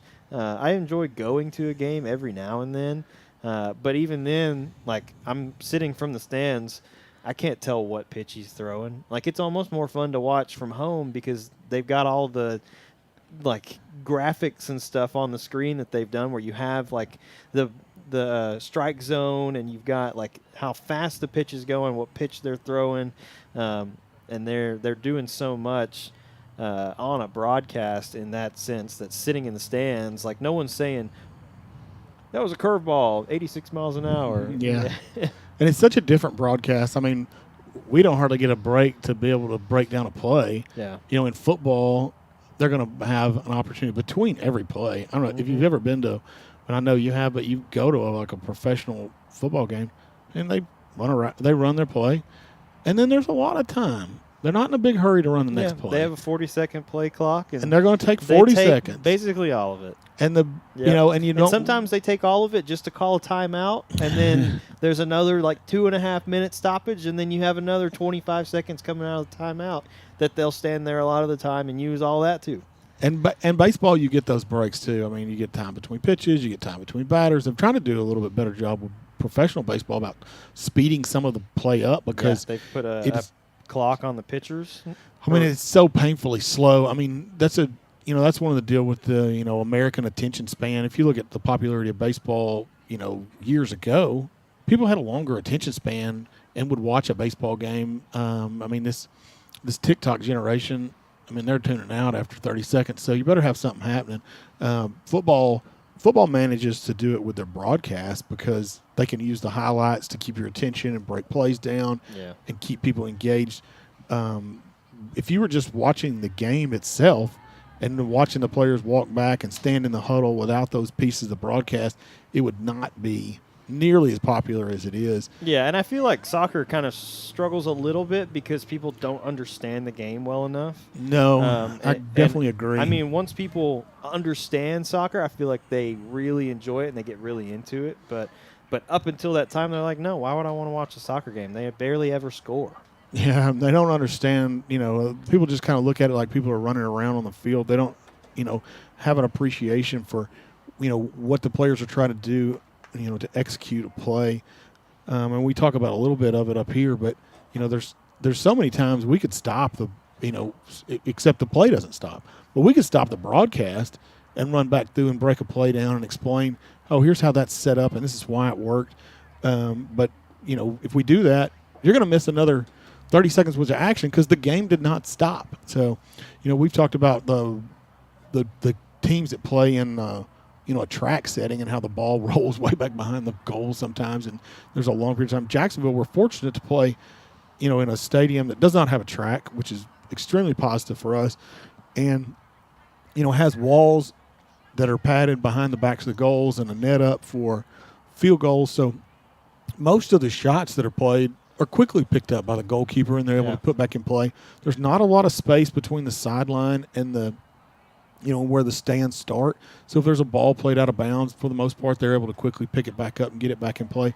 We don't have a lot of chasing the ball, going to get it, and that really drags the game out. Well, and I know, like, we're used to watching that here, but then you go other places. Like, I know when we did Salina, they had a big track, and even beyond the track, there was just tons of space.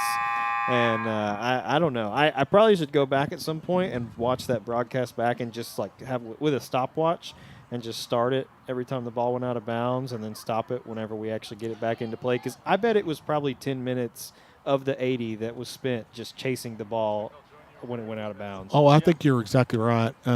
They should have had some kind of. I want to check your field, Mike.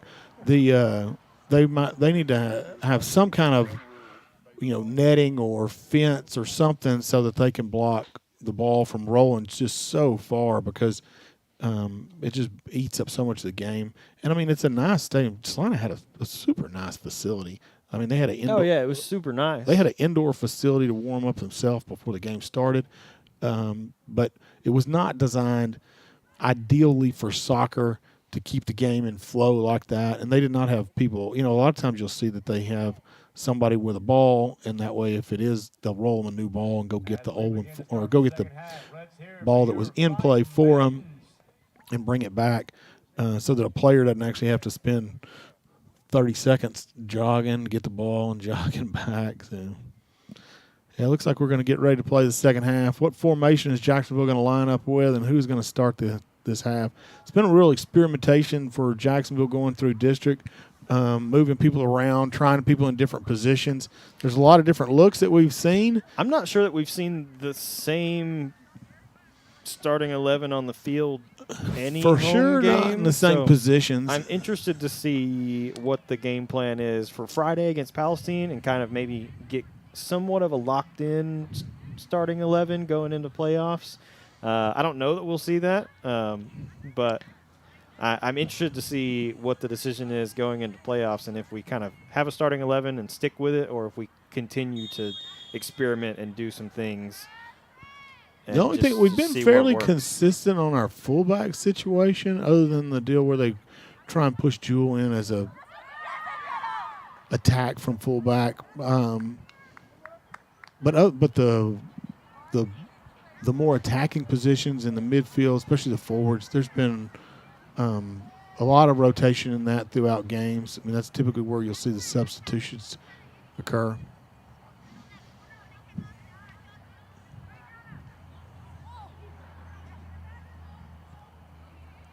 Ball played back. Jewel steps up, quickly wins it.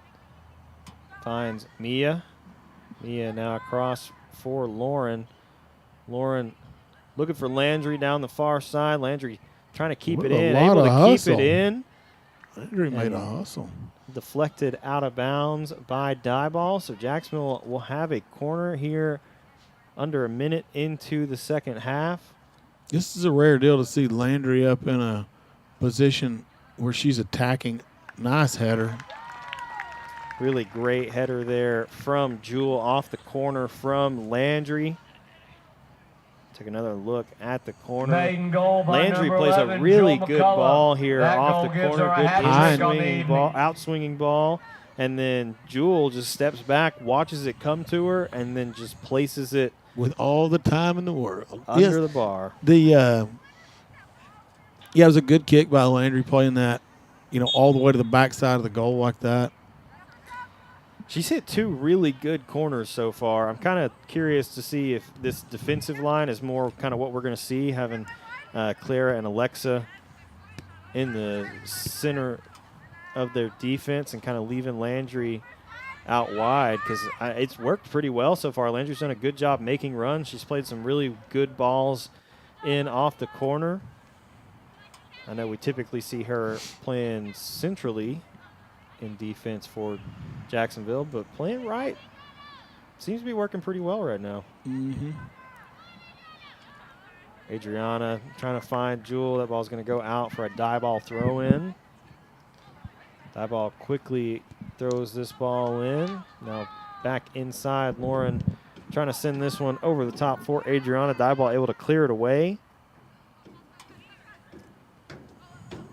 Diboll trying to find some tack here. Mia steps in, intercepts that pass. Alexa going to play it back to Emily. Mia's done really well tonight for not playing. She has. She's been on injury all year long. She was in a therapy room at the very beginning of school.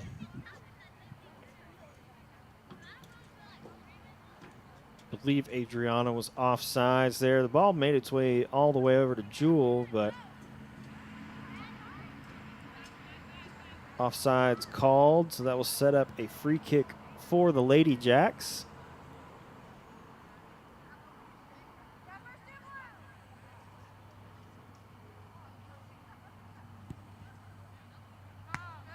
Mia, great job stepping forward, winning that ball off the free kick. Jewel trying to send this forward. Adriana in pursuit. Goalkeeper way out to pick that ball up. Silva coming out. Ball finds Jewel. Jewel now trying to play this one through for Adriana. Jewel now sending this one back on. Boren. It's a low shot. Silva makes the save for Diboll.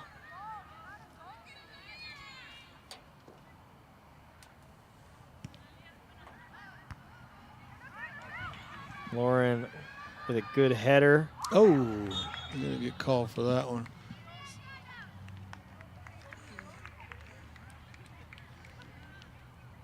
It's almost comical. The goalkeeper runs into a goalkeeper. Yeah, Adriana Used to be not playing goalie tonight.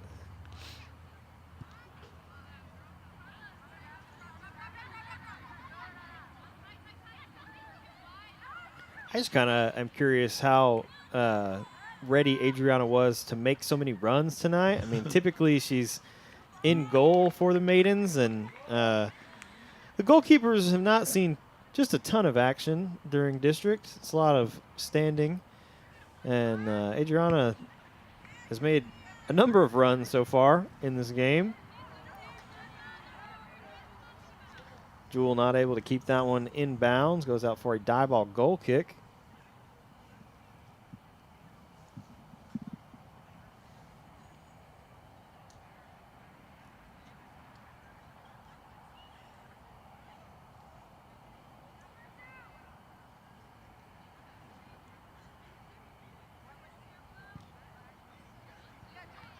Ball played out.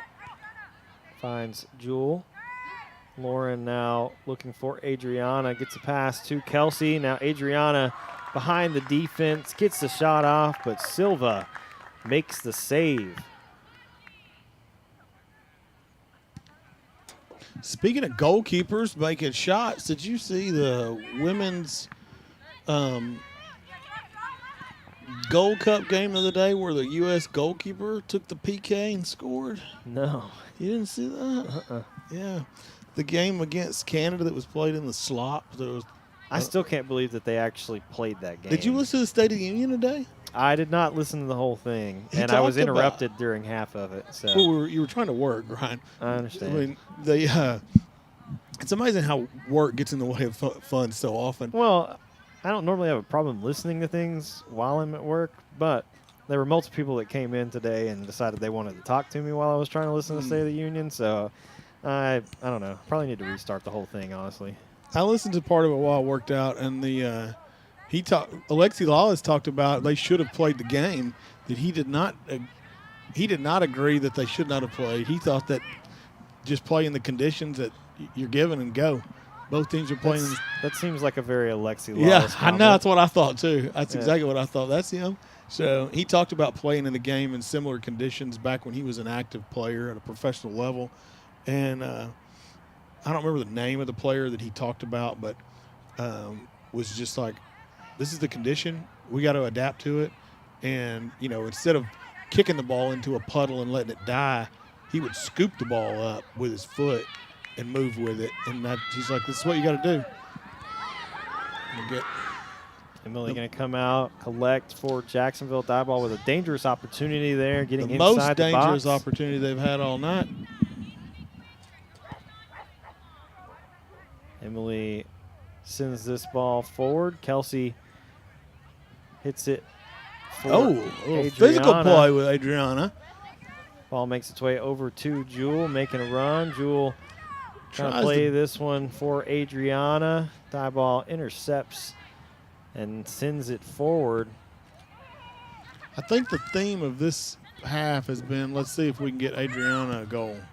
I mean, it definitely has Whoa. been, which there was some of that going on at the end of the first half as well. But, yeah, every pass, it seems like, is making its way up to Adriana. The only problem is that This may be your opportunity right here. Adriana's shot just wide left. She's had several opportunities, just hasn't quite put one on the frame yet. And she hit the keeper, I think, with the last one and then put that one just wide. I'm going to say that went out for a corner. Maybe the goalkeeper deflected it. Maybe it was off another person. I don't know. Maybe. It's tough to tell from our angle.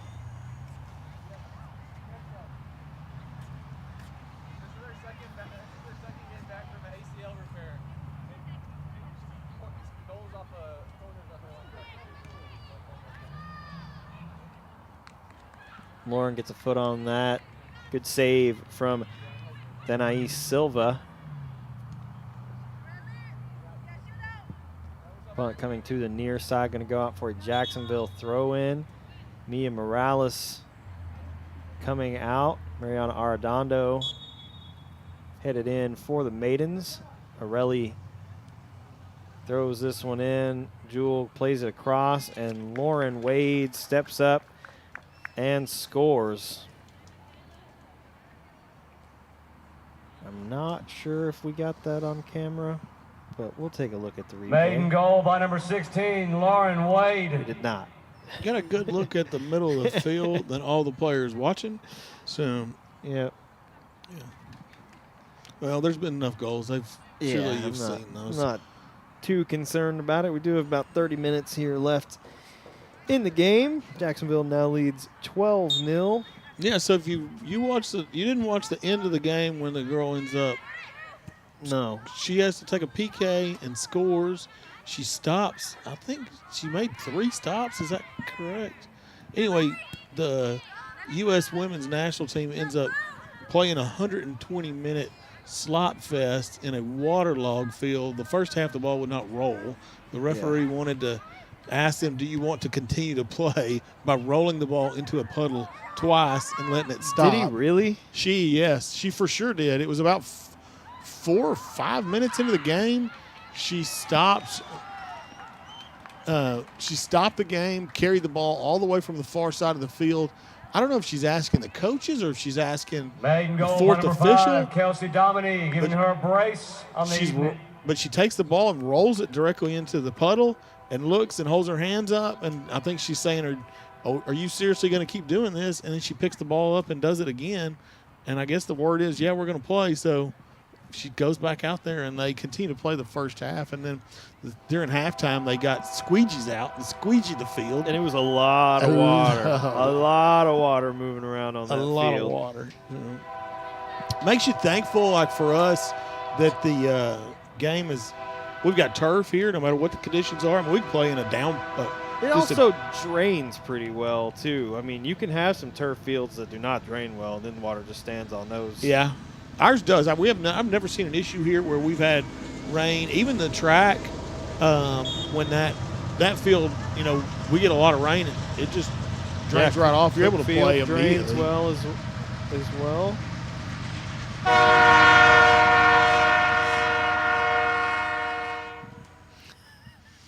Third train. It's a lot of trains. A lot of trains tonight. Most of the time we have one train. Not normally 3. Jewel plays this ball across the middle for Lauren. Trying to find Adriana. Adriana sliding in. Keeper able to make the save. A little better job by the camera people of staying on the ball on that one. Sophia going to find Lauren. Lauren trying to find Adriana. She's offsides. It's one thing we've talked about here. They did a better job with the camera having a wide shot, trying to let you be able to see the other players on the field. That's what's so critical about soccer as opposed to other sports. The action's so dynamic, and the players that don't have the ball are all involved all the time. Yeah, they're making movement, and I like personally to see a wide camera angle where I can take in as much of those, off the ball players as I can.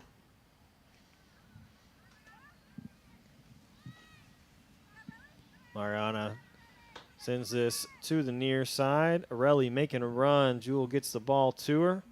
Good defense from Diboll. It will shield Arelli off. Mariana going to send this over to Jewel. Now forward for Arelli. Arelli sends this one back inside. Diboll trying to clear it away. Now hits it upfield. Alexa going to step over, hit this one high into the air. Sophia trying to bring it down. Diboll now headed back the other way. Mariana able to hit this one over to Kelsey. Lauren here we go. Forward for Adriana. Whoa. Adriana with a powerful low shot. Lauren shot comes in. Good save. I believe we had a keeper change a moment ago. I believe that is Michaela Seeley in goal.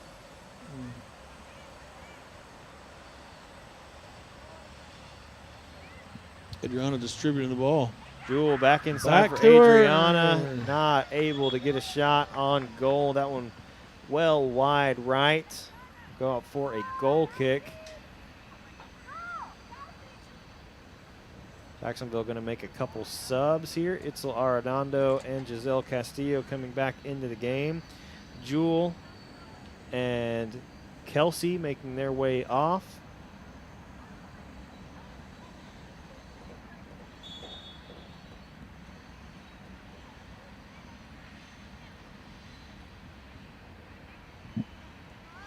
Ball played forward off the goal kick. Mariana Arredondo steps forward, finds Lauren. Lauren trying to find Adriana. Landry back inside for Lauren. Lauren now over the top, finds Landry making a run. Landry going to hit this ball across, takes a deflection off the defender and then off of Landry out of bounds for a goal kick.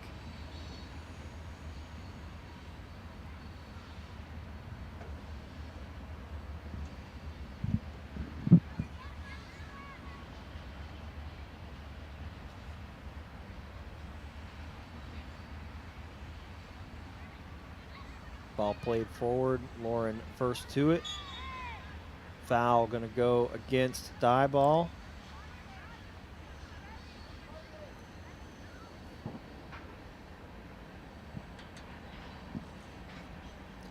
Landry will come over to take the free kick for the Maidens.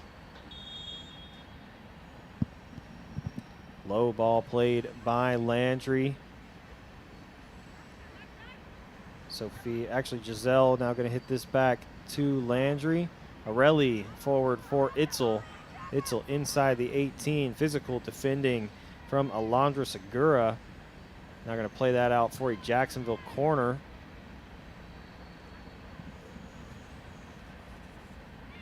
Arelli takes the quick corner. Jacksonville gets the shot off. That one just over the bar, out for a goal kick.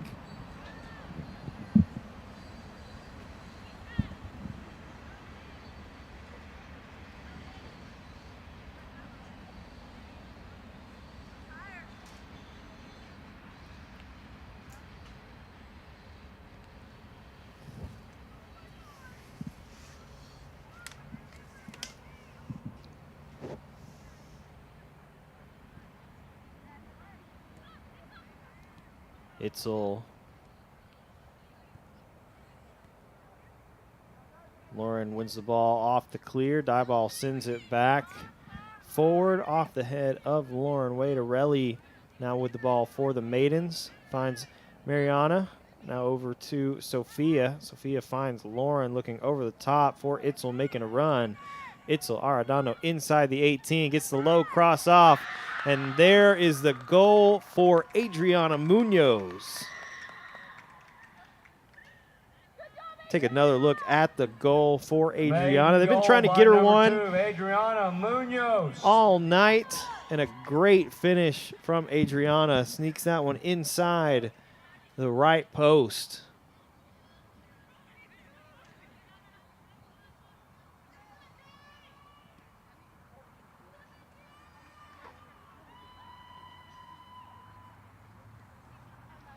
Adriana gets her goal. Now going to come over and take a break. Jackie Padilla back in the game for the Maidens.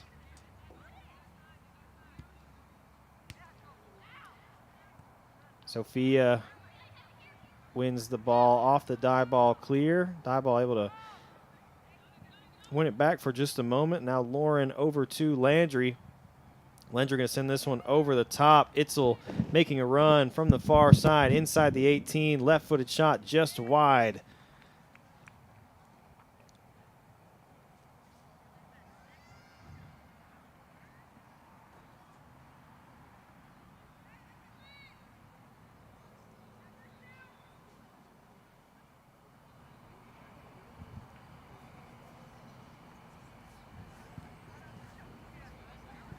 Ball played forward by Diboll. Sophia trying to bring it down for Jacksonville. Diboll able to win it. Sophia quickly wins the ball back, though. Alexa now trying to find Landry. That one out of bounds. They'll set up a Diboll throw-in. Just over 20 minutes here remaining in the game. Diboll takes the throw. Sophia brings it down. Alexa finds Giselle. Now Lauren off the defender, high into the air. Lauren going to come back, collect, finds Itzel. Itzel with a good move to get past the defender. Beats another defender, now plays this forward for Arelli. Arelli making a run down the left side. Cuts it back inside, finds Itzel. Itzel cross goes to Jackie. Jackie turns and finishes. Another good goal from Jackie Padilla. And now that we're under 20 minutes remaining, I think I'm going to head down to the field. Aiden goal Get a couple number more 19, Jackie photos Padilla. of this Maidens team. So once again, thank you for watching here tonight on JISD Live. If I don't make it back before the end of the game, I hope to see you guys back here on JISD Live on Friday as the Maidens take on Palestine. And Paul, I will leave it to you. Thank you, Ryan. 19 minutes left, 15-0.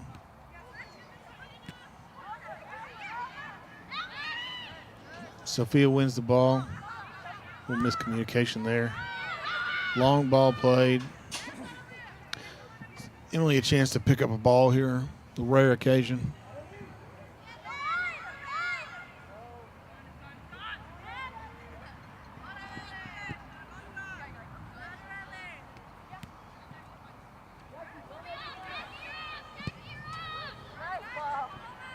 Jackie's not offsides. She is onsides. And Jackie has a rocket of a shot if they don't contest her.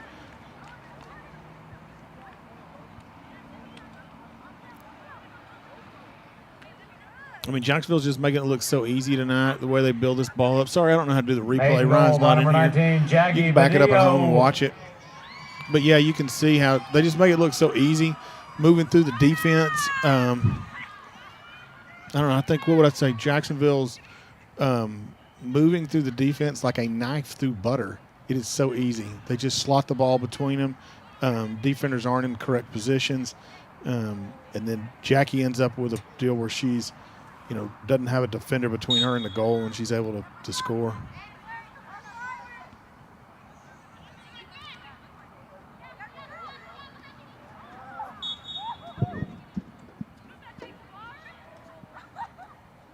Not real sure what the call is there. You can back it home and figure it out.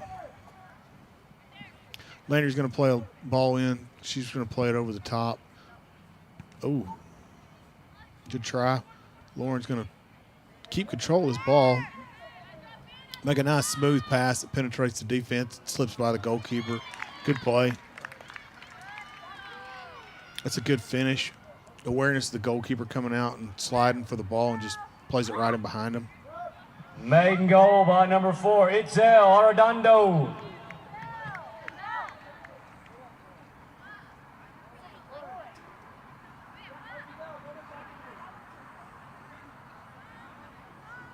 Substitution, Lauren's coming off.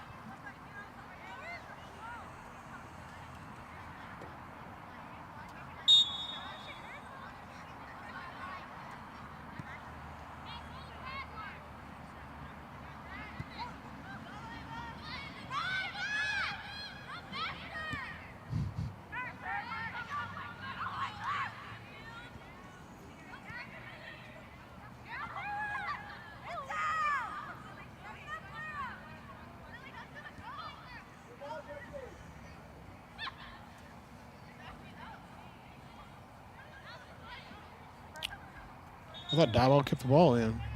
She went from having a throw in to setting up a corner kick. See what Jacksonville can do with this one. Looks like Itzel's going to take the kick. She may go, she'll go long. Nice ball right into the center of the.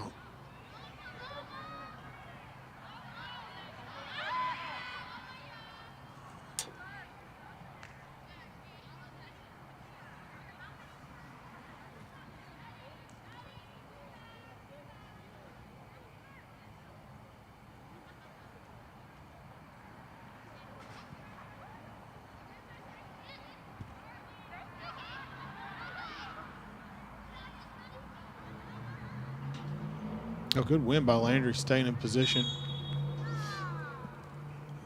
A little aggressive on her follow-up.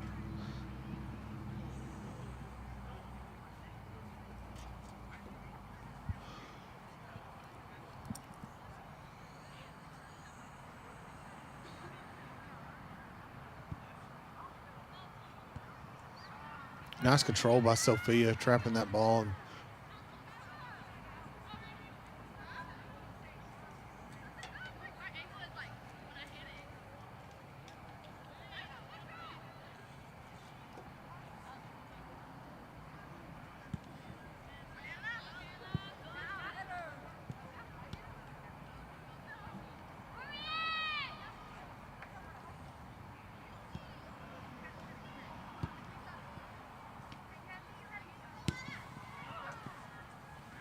That's how you play defense right there.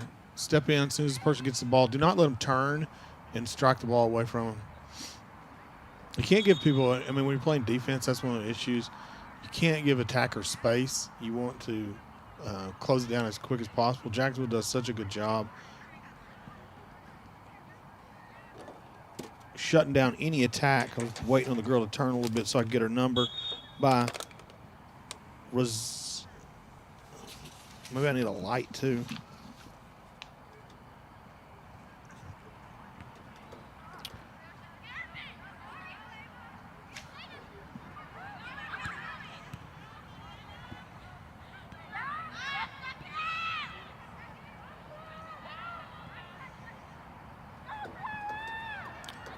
Let's see, Claire's going to get an opportunity to swing a ball in. Oh, goalkeeper, and sets up an own goal.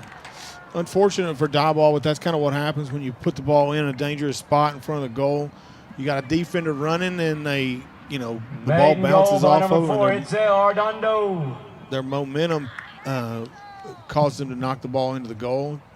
You see it in high-level games. You see it in games that are close, and fortunately, this game not close, so it didn't really make any difference in the outcome of the game. But that's part of Jacksonville getting the ball in a bad spot and Diboll not being able to deal with it.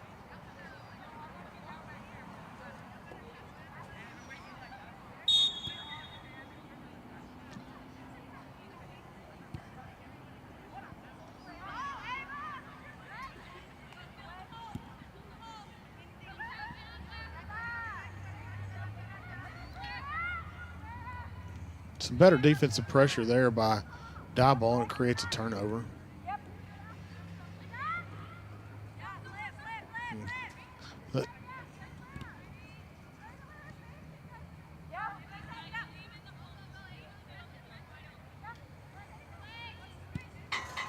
A long ball going to play through here. Itzel's onside. I believe that's Itzel. Oh, nice change of pace. Unfortunate when she runs into the goalkeeper at the end, but she did a real good job adjusting her run speed, slow down just a little bit to try and throw the defender off and then to move forward with pace again.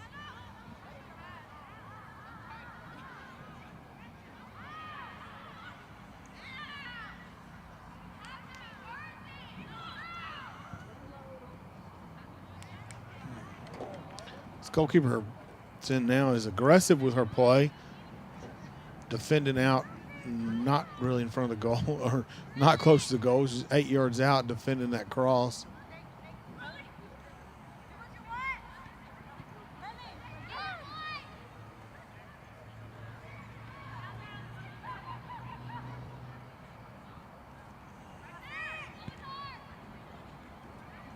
Good save.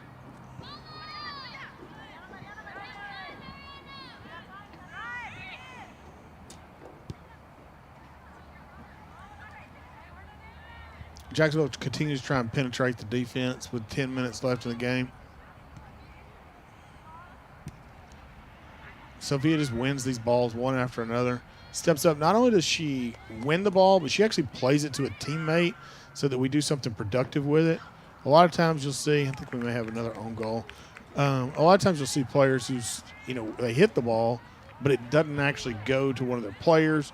So they win first contact, but they don't win the actual possession of the ball. Sophia's done a good job on multiple occasions tonight, winning the ball, but winning it in a way that we actually gain possession of the ball, not just hit the first touch.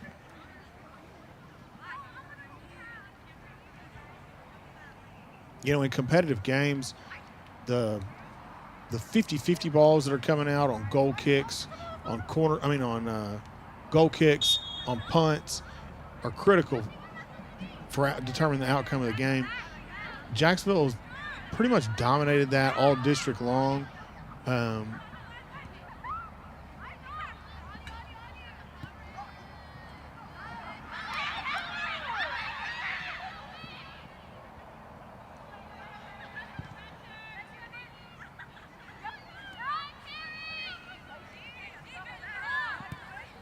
Better job staying on side now by Jacksonville. Early in the game, we kept getting caught offsides repetitively, but now we're doing a good job waiting on our run before we start. That'll be a finish with a handball. That's not an intentional deal by Kelsey. She's just running in. That ball, bounces up and hits her in the hand.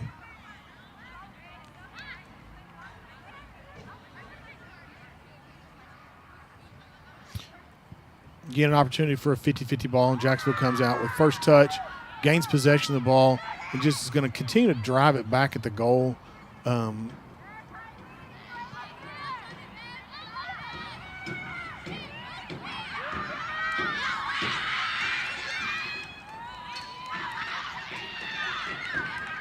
Patience with the defense. That was some good patience with the defense. Just let the girl turn the ball over herself. Nope, we are offsides on this one. Yeah, a lot of times you see the defenders go in. They're so aggressive. They create fouls, make dangerous plays. Then you'll see other defenders that have got patience and kind of sit back there and delay the attack and slow it down. And, sometimes like in that situation, they just wait for the attacker to make a mistake and they just pick the ball up.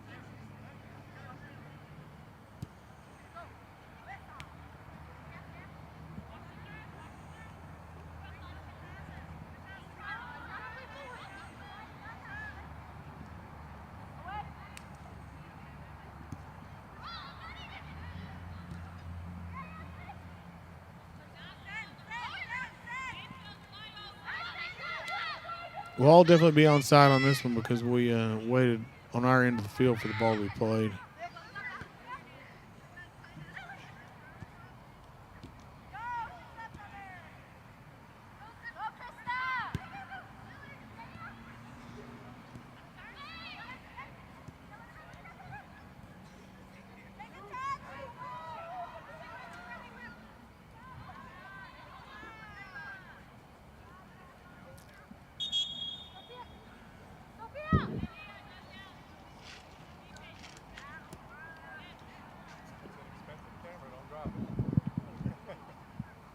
Looks like Mia's coming back into the game. So good to see her come back and have an opportunity to play.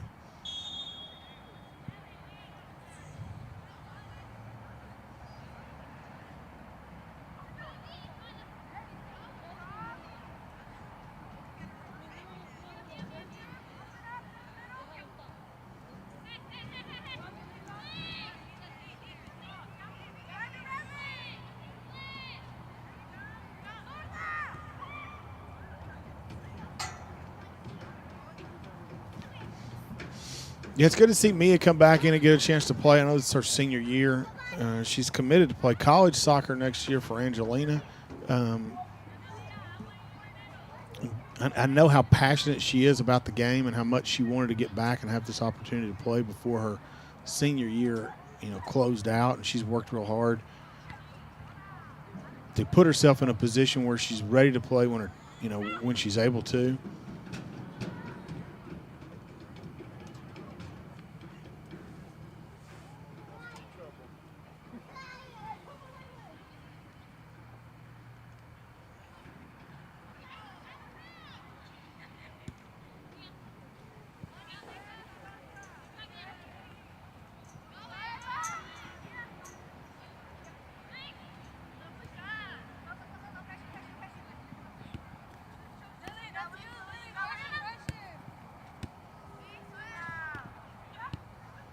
Oh, nice combination of passes by Jacksonville to put that ball forward.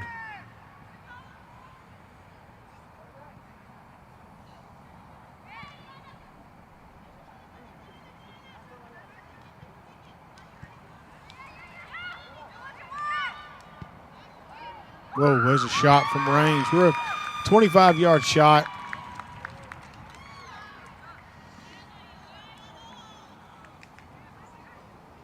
You see her attempt that shot. Goal by number 14, Aurelia Romero.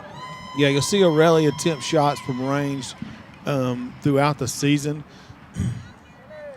Sometimes they result in goals. Sometimes the goalkeeper is able to catch them. Other times the goalkeeper, blocks them and somebody comes in and, gets a shot on the rebound. That was a really well-placed ball over the goalkeeper's head.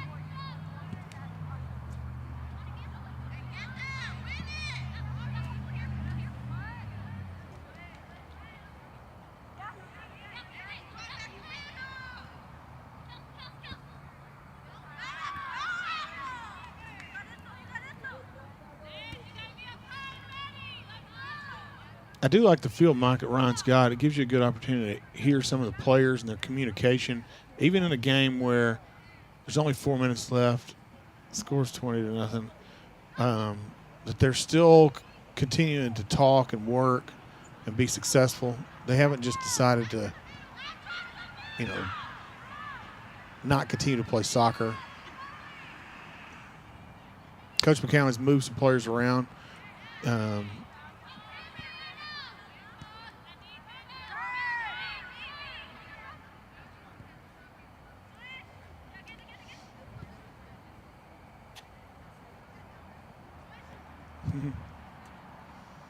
Oh, nice, well-played ball out there off the bar.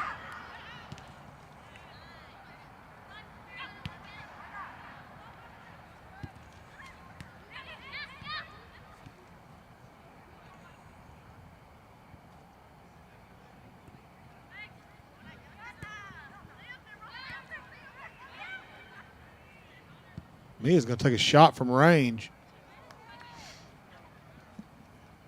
I think that was a 30-yard shot.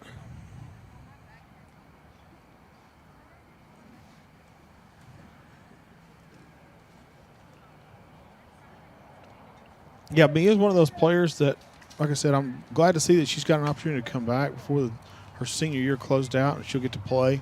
She'll be able to play with the team for the playoffs, and I expect Jacksonville to go deep. You look at what makes good players, and Mia's got that competitive drive. She really loves to play. She has the ability to work on her own and try and improve her own skills. When I had the opportunity to coach her sister, and Mia would sometimes come to the workouts for her younger sister's team and just say, hey, can I get in while y'all are doing practice? And, of course, I'd be glad to have, somebody with her maturity and her skill level join in and practice for the girls to learn from.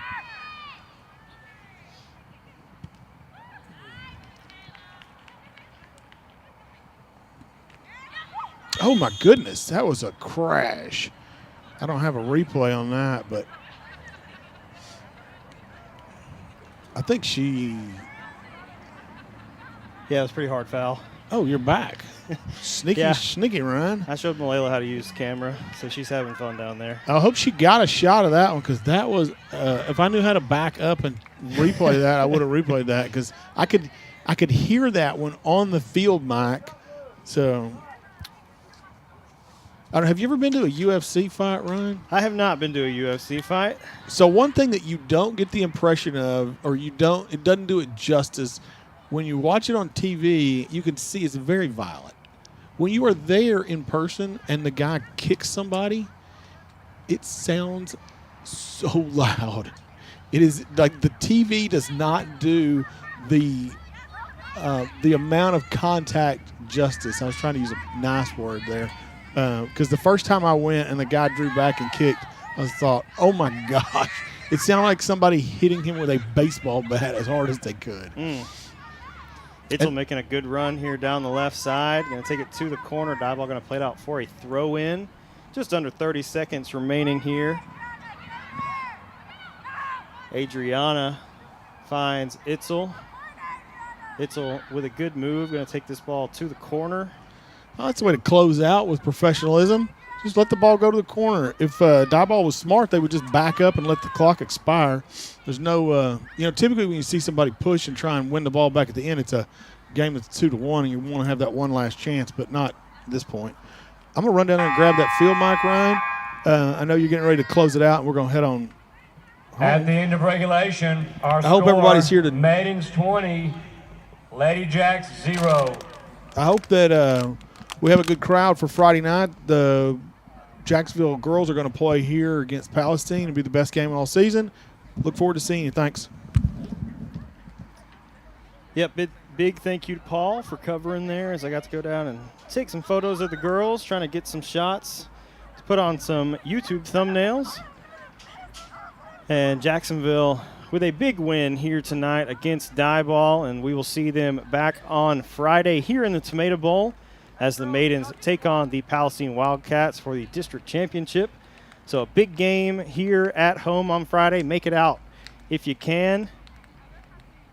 The bigger the crowd that we have for the maidens game, the better. Like to have a loud crowd, kind of rowdy for some of those really competitive games like we're going to see with Palestine on Friday. So if you can, once again, make it out. And if not, we will bring you all the action here on JISD Live. Big thanks to Lee Trailer and Swanson Trailer and the students here tonight running cameras. Students here at JHS, part of the audio video production crew. They do a great job as always, and they're on spring break this week. So even more props to them for showing up tonight, because it would be easy to go on vacation or do something else on your spring break than come out and hang out and watch some soccer. But once again, a big win tonight for the maidens team. We will be back here on Friday. I'm Ryan Travis. Thank you for watching here on JSD Live, and we will see you on Friday. Have a great rest of your week.